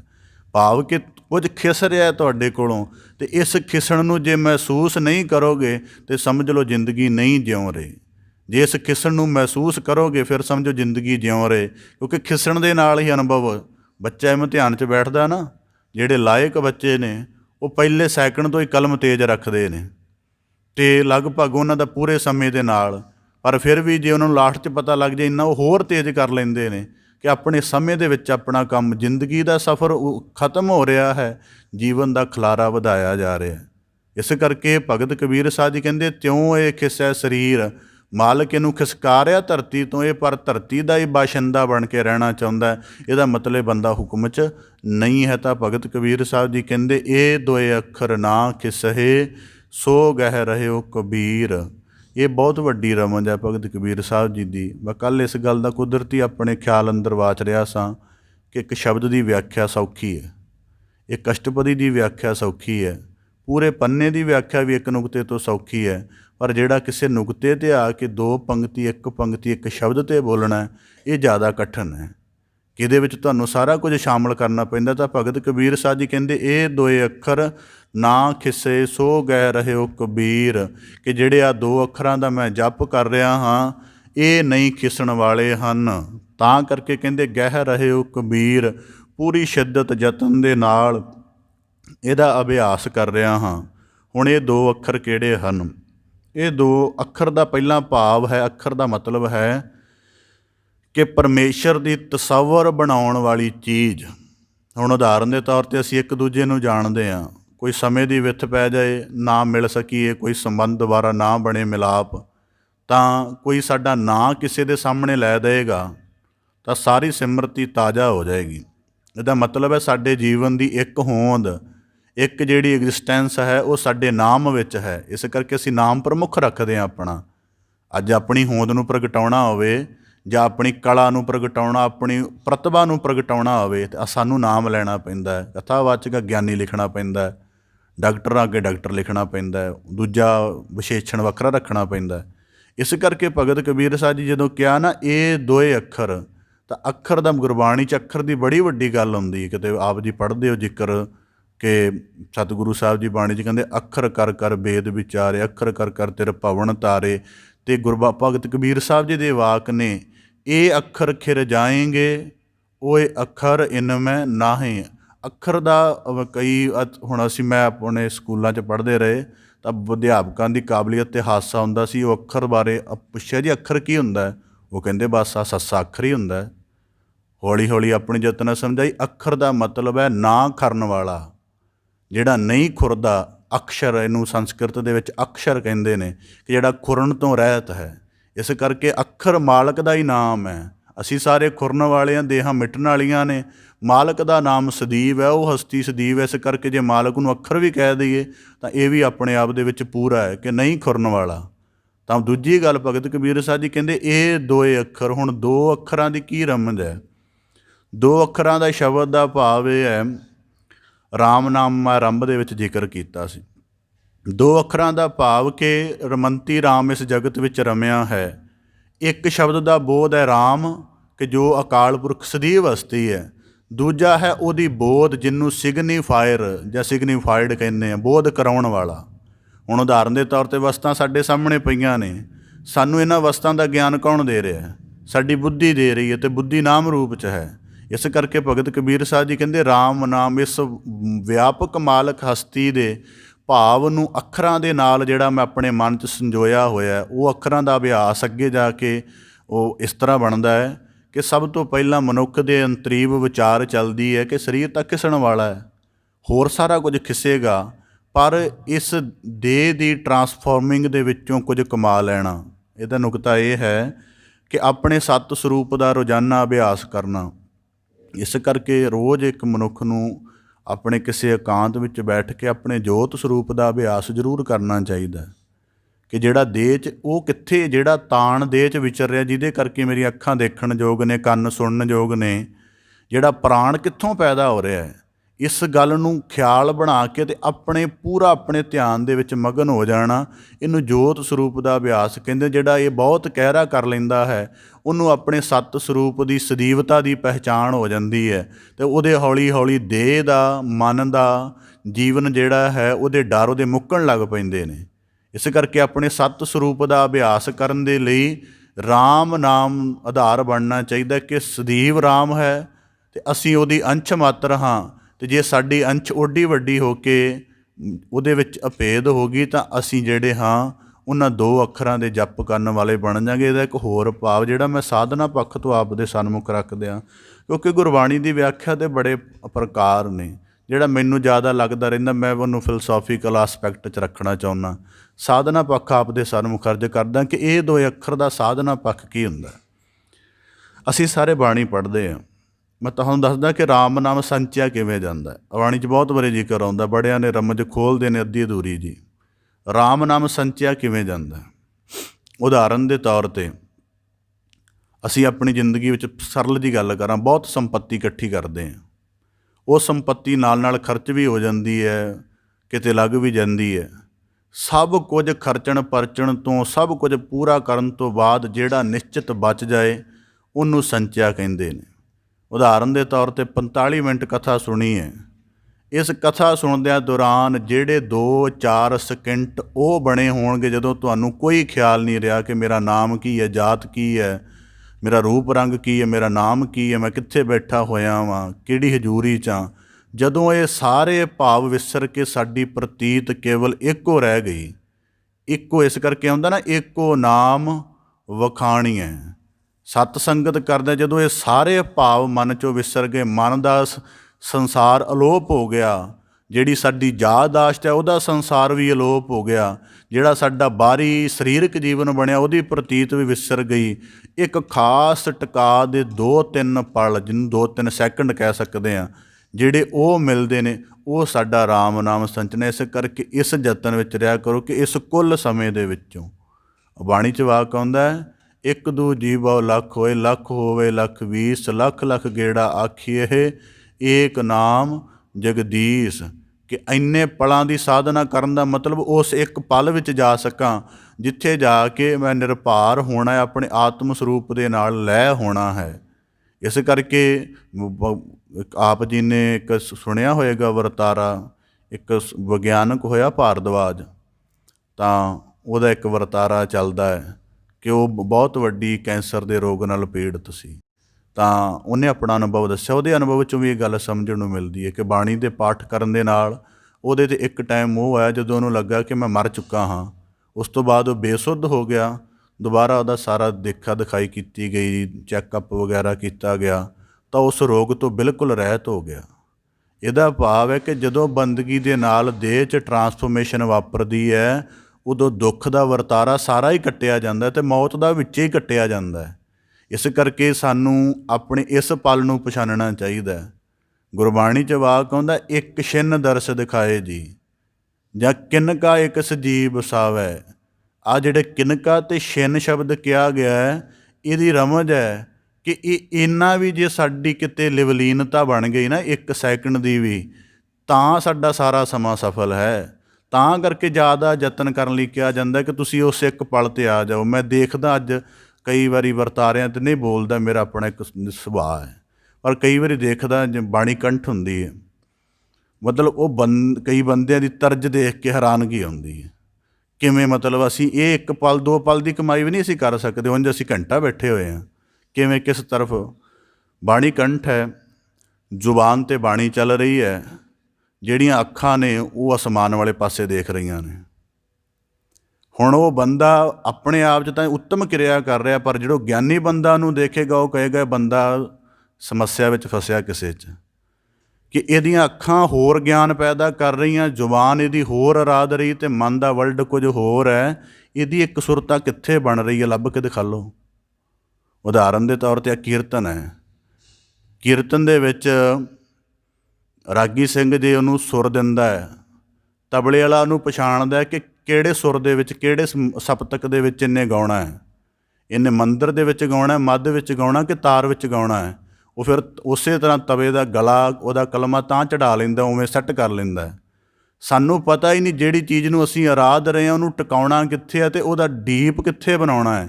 ਜਿੰਨਾ ਚਿਰ ਇਹ ਹੀ ਨਹੀਂ ਪਤਾ ਲੱਗੇਗਾ ਕੋਈ ਚੀਜ਼ ਸੰਚੀ ਨਹੀਂ ਜਾਏਗੀ ਅਤੇ ਉਹ ਸਾਡਾ ਜੀਵਨ ਕੜਛੀ ਵਰਗਾ ਬਣਿਆ ਰਹੇਗਾ। ਇਸ ਕਰਕੇ ਕਿਉਂਕਿ ਧਰਮ ਮੰਦਿਰਾਂ 'ਚ ਮੈਂ ਦੇਖਦਾ ਕਈ ਵਾਰੀ ਪਾਠ ਲੋਕ ਕਰ ਰਹੇ ਹੁੰਦੇ ਨੇ, ਉਹਨਾਂ ਦੇਖ ਕੇ ਸਮੱਸਿਆ ਸਮਝ ਆਉਂਦੀ ਹੈ ਤਾਂ ਮਨ 'ਚ ਡਰ ਤਰਸ ਵੀ ਆਉਂਦਾ ਇੱਕ ਤਰੀਕੇ ਦਾ ਕਿ ਭਾਈ ਇਹਦੇ ਵਿੱਚ ਪੂਰਾ ਇੱਕ ਸੁਰ ਹੋਣਾ ਪੈਂਦਾ ਹੈ, ਇੰਝ ਨਹੀਂ ਚੱਲ ਸਕਦਾ ਵੀ ਬਾਹਰੀ ਖਬਰ ਵੀ ਰਵੇ ਸਾਰੀ, ਆਪਣੇ ਆਪ 'ਚ ਜਜ਼ਬ ਹੋਣਾ ਹੈ। ਮੈਂ ਤਾਂ ਇੱਕ ਦਫਾ ਆਪ ਦੇ ਸਾਹਮਣੇ ਗੱਲ ਸਾਂਝੀ ਕਰਦਾ ਕਿ ਕਹਿੰਦੇ ਕੋਈ ਵੀ ਬੰਦਾ ਆਪਣੀ ਕਿਸੇ ਪ੍ਰੇਮਿਕਾ ਦੇ ਭਾਵ ਦੇ ਵਿੱਚ ਗਵਾਚਾ ਹੋਇਆ ਸੀ, ਉਹ ਉਹਨੂੰ ਆਵਾਜ਼ਾਂ ਮਾਰ ਰਿਹਾ ਸੀ ਉੱਚੀ ਉੱਚੀ ਮਾਰੂਥਲ ਦੇ ਵਿੱਚ। ਕੋਈ ਬੰਦਾ ਤਾਂ ਉਹ ਮਤਲਬ ਭਾਲ ਰਿਹਾ ਸੀ, ਉਹਦੀ ਭਾਲ ਕਰ ਰਿਹਾ ਸੀ ਕਿਤੇ ਕਿੱਥੇ ਹੈ ਕਿੱਥੇ ਨਹੀਂ। ਕੋਈ ਕਹਿੰਦੇ ਰੱਬ ਦਾ ਬੰਦਾ ਬੰਦਗੀ ਕਰ ਰਿਹਾ ਸੀ, ਨਮਾਜ਼ ਪੜ੍ਹ ਰਿਹਾ ਸੀ। ਉਹ ਵਿਚਾਰਾ ਬਾਵਲਾ ਹੋਇਆ ਸੀ ਜਿਹੜਾ ਆਪਣੀ ਪ੍ਰੇਮਿਕਾ ਦੇ ਵਿੱਚ ਗਵਾਚਾ ਹੋਇਆ ਸੀ ਉਹਦੇ ਖਿਆਲਾਂ 'ਚ। ਉਹਨੂੰ ਨਹੀਂ ਸੀ ਪਤਾ ਉਹ ਨਮਾਜ਼ ਪੜ੍ਹਨ ਵਾਲੇ ਦੇ ਅੱਗੋਂ ਲੰਘ ਗਿਆ। ਉਹ ਨਮਾਜ਼ ਵਾਲੇ ਨੇ ਬੜਾ ਔਖੀ ਸੌਖੀ ਨਮਾਜ਼ ਪੂਰੀ ਕੀਤੀ ਅਤੇ ਭੱਜ ਕੇ ਉਹਦੇ ਮਗਰ ਗਿਆ। ਉਹ ਕਹਿਣ ਲੱਗਾ ਵੀ ਕਾਫਰਾ ਤੈਨੂੰ ਸਮਝ ਨਹੀਂ ਵੀ ਮੈਂ ਨਮਾਜ਼ ਪੜ੍ਹ ਰਿਹਾ, ਨਮਾਜ਼ ਵਾਲੇ ਦੇ ਅੱਗੋਂ ਨਹੀਂ ਲੰਘਣਾ ਚਾਹੀਦਾ। ਇਸੇ ਕਰਕੇ ਇਹ ਵੀ ਸੈਂਸ ਇੱਥੇ ਦੱਸਦੇ ਹਾਂ ਕਿ ਜਦੋਂ ਕੋਈ ਨਤਮਸਤਕ ਹੋ ਰਿਹਾ ਉਹਦੇ ਮਗਰੋਂ ਲੰਘਣਾ ਚਾਹੀਦਾ। ਕਈ ਐਸੇ ਭੱਦਰ ਪੁਰਸ਼ ਦੇਖੇ ਨੇ ਉਹ ਅੱਗੋਂ ਗੁਜ਼ਰ ਜਾਣਗੇ। ਉਹਦੀ ਨਤਮਸਤਕ ਗੁਰੂ ਨੂੰ ਹੋ ਰਹੀ ਅਤੇ ਉਹਦੇ ਅਦਬ ਲਈ ਪਿੱਛੇ ਹੋਣਾ ਚਾਹੀਦਾ। ਜੇ ਆਪ ਪਿੱਛੇ ਅਦਬ ਕਰਨਾ ਪਵੇ ਤਾਂ ਕਰ ਲੈਣਾ ਚਾਹੀਦਾ। ਕੋਈ ਸਨਮੁਖ ਹੋਣਾ ਕੋਈ ਵੱਡੀ ਪ੍ਰਾਪਤੀ ਨਹੀਂ ਹੈ। ਉਹ ਕਹਿਣ ਲੱਗਾ ਜੀ, ਕਹਿੰਦਾ ਤੈਨੂੰ ਕਾਫਰਾ ਪਤਾ ਨਹੀਂ ਕਿ ਮੈਂ ਨਮਾਜ਼ ਪੜ੍ਹ ਰਿਹਾ ਸੀ, ਤੂੰ ਮੇਰੇ ਅੱਗੋਂ ਲੰਘ ਗਿਆ। ਉਹ ਕਹਿੰਦਾ ਜੀ ਮੈਨੂੰ ਪਤਾ ਹੀ ਨਹੀਂ ਵੀ ਮੈਂ ਤੁਹਾਡੇ ਅੱਗੋਂ। ਕਹਿੰਦਾ ਤੁਸੀਂ ਕਿੱਥੇ ਬੈਠੇ ਸੀ? ਕਹਿੰਦਾ ਉਹ ਫਲਾਣੀ ਥਾਂ 'ਤੇ ਬੈਠੇ ਜਿੱਥੋਂ ਲੰਘ ਕੇ ਆਇਆ। ਕਹਿੰਦਾ ਮੈਨੂੰ ਤਾਂ ਇਹ ਵੀ ਖਿਆਲ ਨਹੀਂ ਕਿ ਮੈਂ ਚੱਲ ਰਿਹਾ ਹਾਂ, ਮੈਨੂੰ ਤਾਂ ਇਹ ਵੀ ਖਿਆਲ ਨਹੀਂ ਕਿ ਮੈਂ ਚੱਲ ਰਿਹਾ, ਮੈਂ ਤਾਂ ਜਿਹਦੀ ਭਾਲ ਕਰ ਰਿਹਾ ਮੇਰੇ 'ਤੇ ਉਹਦਾ ਭਾਵ ਇੰਨਾ ਸਵਾਰ ਹੈ, ਮੈਨੂੰ ਤਾਂ ਪਤਾ ਹੀ ਨਹੀਂ ਵੀ ਦੂਜੀ ਗੱਲ ਕਿਹੜੀ ਚੱਲ ਰਹੀ ਹੈ। ਅਤੇ ਇਸ ਕਰਕੇ ਪਰ ਕਹਿੰਦਾ ਤੁਸੀਂ ਫਿਰ ਕੀ ਕਰ ਰਹੇ ਸੀ ਉਦੋਂ ਮੈਂ ਤੁਹਾਡੇ ਅੱਗੇ? ਤੁਸੀਂ ਕੋਈ ਕੰਮ ਕਰ ਰਹੇ ਸੀ? ਕਹਿੰਦਾ ਜੀ ਮੈਂ ਨਮਾਜ਼ ਪੜ੍ਹ ਰਿਹਾ ਸਾਂ। ਕਹਿੰਦਾ ਬੜੀ ਵੱਡੀ ਗੱਲ ਹੈ। ਕਹਿੰਦਾ ਤੂੰ ਅੱਲਾਹ ਤਾਲਾ ਦਾ ਧਿਆਨ ਧਰਿਆ ਅਤੇ ਮੈਂ ਇੱਕ ਆਪਣੀ ਪ੍ਰੇਮਿਕਾ ਉਹਦਾ ਧਿਆਨ ਧਰਿਆ, ਮੈਂ ਉਹਦੀ ਖਿਆਲਾਂ 'ਚ ਗੁੰਮ ਸਾਂ। ਮੈਂ ਇੱਕ ਆਪਣੀ ਪ੍ਰੇਮਿਕਾ ਦੇ ਖਿਆਲਾਂ 'ਚ ਗੁੰਮ ਸਾਂ ਅਤੇ ਮੈਨੂੰ ਆਹ ਦੁਨੀਆ ਦੀ ਕੋਈ ਖਬਰ ਨਹੀਂ ਰਹੀ। ਤੂੰ ਅੱਲਾਹ ਤਾਲਾ ਨਾਲ ਜੁੜ ਕੇ ਵੀ ਦੁਨੀਆ ਦੀ ਖਬਰ ਰੱਖ ਛੱਡੀ, ਕਿਆ ਤੇਰੀ ਬੰਦਗੀ ਹੈ? ਕਹਿੰਦਾ ਮਤਲਬ ਮਾਲਕ ਐਡਾ ਉੱਚਾ, ਉਹਦੀ ਬੰਦਗੀ ਨਾਲ ਜੁੜ ਕੇ ਤੂੰ ਫਿਰ ਛੋਟਾ ਰਿਹਾ। ਮੈਂ ਤਾਂ ਫਿਰ ਆਪਣੀ ਇੱਕ ਦੁਨਿਆਵੀ ਕਿਸਮ ਦਾ ਪਿਆਰ ਉਹਦੇ ਵਿੱਚ ਗਵਾਚਿਆ ਆਇਆ ਅਤੇ ਮੈਨੂੰ ਤਾਂ ਪ੍ਰਤੀਤ ਭੁੱਲ ਗਈ। ਉਹਦਾ ਭਾਵ ਸੀ ਕਿ ਮੇਰੀ ਬੰਦਗੀ ਤੇਰੇ ਨਾਲੋਂ ਵੱਡੀ ਹੈ। ਗੁਰੂ ਸਾਹਿਬ ਜੀ ਨੇ ਕਹਿ ਦਿੱਤਾ ਸੀ ਨਾ ਨਵਾਬ ਨੂੰ ਕਿ ਨਮਾਜ਼ ਤਾਂ ਪੜ੍ਹ ਲੈਣਾ ਪਰ ਤੁਸੀਂ ਗੈਰ ਹਾਜ਼ਰ ਹੋ। ਇਸ ਕਰਕੇ ਜਦੋਂ ਇਹ ਦੋ ਪਲ ਬਣਾਉਣ ਦੀ ਕੋਸ਼ਿਸ਼ ਕਰਨੀ ਪੈਂਦੀ ਹੈ ਅਤੇ ਇਹਨੂੰ ਹੀ ਸਾਧਨਾ ਕਿਹਾ ਜਾਂਦਾ ਹੈ। ਇਸ ਕਰਕੇ ਜਿਸ ਦਿਨ ਸਾਨੂੰ ਕਿਤੇ ਦੋ ਪਲ, ਮੈਂ ਇਹਦਾ ਅਨੁਭਵ ਆਪਣੇ ਨਿੱਜ 'ਚੋਂ ਸਾਂਝਾ ਕੀਤਾ ਕਿ ਜਿਸ ਦਿਨ ਸਾਰੀ ਪ੍ਰਤੀਤ ਵਿਸਰ ਜਾਏ। ਹੁਣ ਕਈ ਵਾਰੀ ਗੁਰੂ ਸ਼ਬਦ ਦੀ ਰਹਿਮਤ ਨਾਲ ਵਿਚਾਰ ਦੇ ਵਿੱਚ ਇੰਨੀ ਲਿਵਲੀਨਤਾ ਬਣ ਜਾਂਦੀ, ਖੁਦ ਦਾ ਵੀ ਖਿਆਲ ਨਹੀਂ ਰਹਿੰਦਾ ਕਿ ਕਿੱਥੋਂ ਵਾਕ ਆ ਰਿਹਾ, ਕਿਵੇਂ ਕਿਹਾ ਜਾ ਰਿਹਾ, ਕਿਵੇਂ ਨਹੀਂ ਕਿਹਾ ਜਾ ਰਿਹਾ। ਇਹ ਸਾਰਾ ਕੁਝ ਗਵਾਚਣਾ ਹੀ ਸਾਡੀ ਉੱਚ ਅਵਸਥਾ। ਦੇ ਭਗਤ ਕਬੀਰ ਸਾਹਿਬ ਜੀ ਕਹਿੰਦੇ ਇਹ ਦੋਏ ਅੱਖਰ ਨਾ ਕਿਸੇ, ਆਪਣੇ ਰਾਮ ਰਮੰਤੀ ਸਰੂਪ ਦਾ ਅਭਿਆਸ ਕਰਦੇ ਹਾਂ ਅਤੇ ਸ਼ਬਦ ਦੇ ਆਧਾਰ ਨਾਲ। ਇਸ ਕਰਕੇ ਜਿਹੜਾ ਸਤਿਨਾਮ ਸ਼ਬਦ ਹੈ, ਅਸੀਂ ਇਹਦੀ ਰਮਜ ਨਹੀਂ ਜਾਣਦੇ ਕਿ ਅਸੀਂ ਸਮਾਪਤੀ ਤੋਂ ਬਾਅਦ ਸਤਿਨਾਮ ਵਾਹਿਗੁਰੂ ਕਿਉਂ ਜਪਦੇ ਹਾਂ। ਇਹ ਉਹੀ ਰਮਜ ਹੈ। ਅੱਜ ਗੱਲ ਕੀ ਹੈ ਕਿ ਸਾਨੂੰ ਹੁਣ ਕਈ ਦਫਾ ਤਾਂ ਰੋਕ ਦਿੱਤਾ ਗਿਆ ਹੈ, ਇਹ ਚੀਜ਼ ਰੋਕ ਦਿੱਤੀ ਗਈ ਕਿਉਂਕਿ ਰਮਜ ਨਹੀਂ ਨਿਕਲੀ ਉਹਨਾਂ ਕੋਲ, ਛੋਟੀ ਬੁੱਧ ਦੇ ਵਿੱਚ ਹੱਲ ਹੀ ਨਹੀਂ ਕਰ ਸਕੇ। ਸੱਤ ਦਾ ਭਾਵ ਕਿ ਮਾਲਕ ਸਦੀਵ ਹੈ, ਨਾਮ ਦਾ ਭਾਵ ਉਹ ਸੱਤ ਸਾਡੇ ਅੰਦਰ ਉਤਰਿਆ ਅਤੇ ਸਾਡਾ ਨਾਮ ਬਣਿਆ। ਉਸ ਮਾਲਕ ਦੀ ਜਦੋਂ ਹਿਰਦੇ ਘਰ 'ਚ ਦਰਸ਼ਨ ਕਰ ਲਵਾਂਗੇ ਅਤੇ ਸਾਡੇ ਅੰਦਰ ਵਿਸਮਾਦ ਪੈਦਾ ਹੋਏਗਾ। ਅਸੀਂ ਪਹਿਲਾਂ ਉਹਦਾ ਸਤਿਨਾਮ ਸ਼ਬਦ ਧਿਆਨ ਹੈ, ਵਾਹਿਗੁਰੂ ਉਹਦੀ ਸਿਫਤ ਸਲਾਹ ਹੈ। ਇਸ ਕਰਕੇ ਉਹ ਕੋਈ ਛੋਟਾ ਕਰਮ ਨਹੀਂ, ਉਹ ਬਹੁਤ ਵੱਡਾ ਕਰਮ ਹੈ ਕਿ ਅਸੀਂ ਓਨੇ ਕਰਮ ਦੇ ਵਿੱਚ ਵੀ ਆਪਣੀ ਪੂਰੀ ਅਧਿਆਤਮਿਕਤਾ ਦਾ ਜ਼ਿਕਰ ਕਰਦੇ ਹਾਂ। ਤਾਂ ਭਗਤ ਕਬੀਰ ਸਾਹਿਬ ਜੀ ਕਹਿੰਦੇ ਇਹ ਦੋਏ ਅੱਖਰ ਦਾ ਭਾਵ ਨਾ ਮਾਲਕ ਕਰਨ ਵਾਲਾ ਹੈ ਅਤੇ ਨਾ ਮੇਰੀ ਆਤਮਾ ਮਰਨ ਵਾਲੀ ਹੈ। ਕਹਿੰਦੇ ਇਹ ਦੋਏ ਅੱਖਰ, ਇਹ ਵੀ ਤਾਂ ਉੱਥੋਂ ਆਈ ਹੋਈ ਹੈ। ਸਰੀਰ ਖਿਸੇਗਾ ਪਰ ਇਹ ਨਹੀਂ ਖਿਸਣ ਵਾਲੀ। ਕਹਿੰਦੇ ਇਹਦੇ ਨਾਲ ਇਹਨੂੰ ਹੀ ਅਭੇਦ ਕਰਕੇ ਉਹਦੇ ਵਿੱਚ ਮੈਂ ਕਨਵਰਟ ਕਰ ਰਿਹਾ। ਤਾਂ ਕਰਕੇ ਭਗਤ ਕਬੀਰ ਸਾਹਿਬ ਜੀ ਕਹਿੰਦੇ ਸੋ ਗਹਿ ਰਹਿਓ ਕਬੀਰ। ਇਹ ਬੰਦਗੀ ਮਾਰਗ ਦਾ ਬੜਾ ਵੱਡਾ ਅਨੁਭਵ ਹੈ ਕਿ ਇਸ ਸੱਚ ਨੂੰ ਕਮਾ ਕੇ ਬੰਦਾ ਧਰਤੀ 'ਤੇ ਭਗਤ ਬਣ ਸਕਦਾ ਹੈ। ਜੇ ਉਹ ਸਰੀਰ ਜਾਂ ਹੋਰ ਚੀਜ਼ਾਂ ਕਮਾ ਰਿਹਾ ਤਾਂ ਉਹ ਭਗਤ ਨਹੀਂ ਹੋ ਸਕਦਾ। ਉਹ ਆਪਣੇ ਸੱਤ ਸਰੂਪ ਦਾ ਅਭਿਆਸ ਕਮਾਵੇ ਅਤੇ ਉਹਨੂੰ ਬੰਦਗੀ ਦੇ ਨਾਲ ਜਿਹੜਾ ਹੈ ਪ੍ਰਗਟਾਵਾ ਕਰੇ। ਹੁਣ ਉਦਾਹਰਨ ਦੇ ਤੌਰ 'ਤੇ ਦੇਖੋ, ਕਈ ਐਸੇ ਫਲ ਹੁੰਦੇ ਨੇ ਉਹਦੀਆਂ ਹਜ਼ਾਰਾਂ ਪਰਤਾਂ ਉੱਪਰ ਹੁੰਦੀਆਂ ਨੇ, ਉਹਦਾ ਜਿਹੜਾ ਅਸਲ ਹੈ ਉਹ ਬਹੁਤ ਛੋਟਾ ਹੁੰਦਾ ਹੈ। ਇੰਝ ਜਿਹੜੇ ਬੰਦਗੀ ਦੇ ਸਾਰੇ ਕਰਮ ਨੇ ਸਾਡੇ ਉਸ ਅਸਲ ਨੂੰ ਪ੍ਰਗਟਾਉਣ ਦੇ ਲਈ ਸਹਾਇਕ ਹਨ ਅਤੇ ਉਹ ਸਾਰੇ ਕਰਨੇ ਹੀ ਪੈਣਗੇ। ਇਹ ਨਹੀਂ ਕਿ ਇਕੱਲੀ ਧਿਆਨ ਸਾਧਨਾ ਗਿਆਨ ਸਾਧਨਾ ਹੀ ਸਾਨੂੰ ਸਿਰੇ 'ਤੇ ਲੈ ਜਾਏਗੀ। ਉਹਦੇ ਲਈ ਸ਼ਬਦ ਦਾ ਜਪ, ਚਿੰਤਨ, ਸੇਵਾ, ਸਾਰੇ ਕਰਮ ਸਾਂਝੇ ਉਹਦੇ ਵਿੱਚ ਪਾਉਣੇ ਪੈਣਗੇ ਤਾਂ ਕਿ ਸਾਡੇ ਅੰਤਰੀਵ ਦੀ ਘਾੜਤ ਹੋ ਜਾਏ। ਸੋ ਗਹਿ ਰਹਿਓ ਕਬੀਰ, ਭਗਤ ਕਬੀਰ ਸਾਹਿਬ ਜੀ ਕਹਿੰਦੇ ਫਿਰ ਉਹਦੇ ਲਈ ਇੱਕ ਅੱਖਰ ਨਾ ਕਰਨ ਵਾਲਾ, ਫਿਰ ਅੱਖਰ ਜਦੋਂ ਬਾਣੀ 'ਚ ਆ ਗਿਆ ਉਹਦਾ ਫਿਰ ਰੂਪ ਬਣਾਇਆ ਕਿ ਉਹ ਰਾਮ ਅਤੇ ਨਾਮ ਮੇਰੇ ਕੋਲੋਂ ਮਾਧਿਅਮ ਹੈ ਜਿਹਦੇ ਨਾਲ ਉਹਦੇ ਨਾਲ ਜੁੜ ਸਕਦਾ, ਉਹਦੇ ਵਿੱਚ ਪੂਰਾ ਅਭੇਦ ਹੋ ਸਕਦਾ। ਇਸ ਪ੍ਰਕਾਰ ਭਗਤ ਕਬੀਰ ਸਾਹਿਬ ਜੀ ਸਾਨੂੰ ਬਖਸ਼ਿਸ਼ ਕਰਕੇ ਨਵਾਜ਼ਿਸ਼ ਕਰਦੇ ਨੇ, ਕਿਰਪਾ ਕਰਨ। ਸ਼ਲੋਕ ਦਾ ਭਾਵ ਉਪਦੇਸ਼ ਸਾਡੇ ਸਾਰਿਆਂ ਦੇ ਹਿਰਦੇ ਅੰਦਰ ਵਸਦੇ। ਅਸੀਂ ਆਪਣੇ ਸੱਤ ਸਰੂਪ ਦਾ ਅਭਿਆਸ ਕਰਕੇ, ਗੁਰਬਾਣੀ 'ਚ ਵਾਕ ਆਉਂਦਾ ਹੈ, ਜੋ ਸੇਵਹਿ ਸਤ ਮੁਰਾਰ ਸੇ ਭਵਜਲ ਤਰ ਗਿਆ। ਜਿਹੜਾ ਆਪਣੇ ਆਤਮ ਸਰੂਪ ਨੂੰ ਪਛਾਣ ਕੇ ਪਰਮਾਤਮ, ਗੁਰਬਾਣੀ ਜਿੰਨੀ ਆਤਮ ਚੀਨਿਆ ਪਰਮਾਤਮ ਸੋਈ, ਕਿ ਜਿਹੜੇ ਆਪਣੇ ਆਤਮ ਸਰੂਪ ਨੂੰ ਪਛਾਣਦੇ ਨੇ ਉਹੀ ਪ੍ਰਭੂ ਨਾਲ ਅਭੇਦ ਹੁੰਦੇ ਨੇ। ਸਤ ਭਗਤ ਕਬੀਰ ਸਾਹਿਬ ਜੀ ਕਿਰਪਾ ਕਰਨ। ਸ਼ਲੋਕ ਦਾ ਭਾਵ ਉਪਦੇਸ਼ ਸਾਡੇ ਸਾਰਿਆਂ ਦੇ ਹਿਰਦੇ ਅੰਦਰ ਵਸ ਜਾਏ ਜੀ। ਸਾਰਿਆਂ ਦਾ ਇੱਥੇ ਆਇਆ ਸਫਲਾ ਹੋਵੇ। ਆਪ ਜੀ ਦੇ ਸਨਮੁਖ ਸ਼ਬਦ ਵਿਚਾਰ ਦੀ ਸਾਂਝ ਪਾਉਂਦਿਆਂ ਹੋਈਆਂ ਬੇਅੰਤ ਭੁੱਲਾਂ ਦੀ ਖਿਮਾ ਜਾਚਨਾ ਜੀ। ਬੜੇ ਅਦਬ ਸਹਿਤ ਗੱਜ ਕੇ ਫਤਿਹ ਅਰਜ ਕਰੋ ਜੀ। ਵਾਹਿਗੁਰੂ ਜੀ ਕਾ ਖਾਲਸਾ, ਵਾਹਿਗੁਰੂ।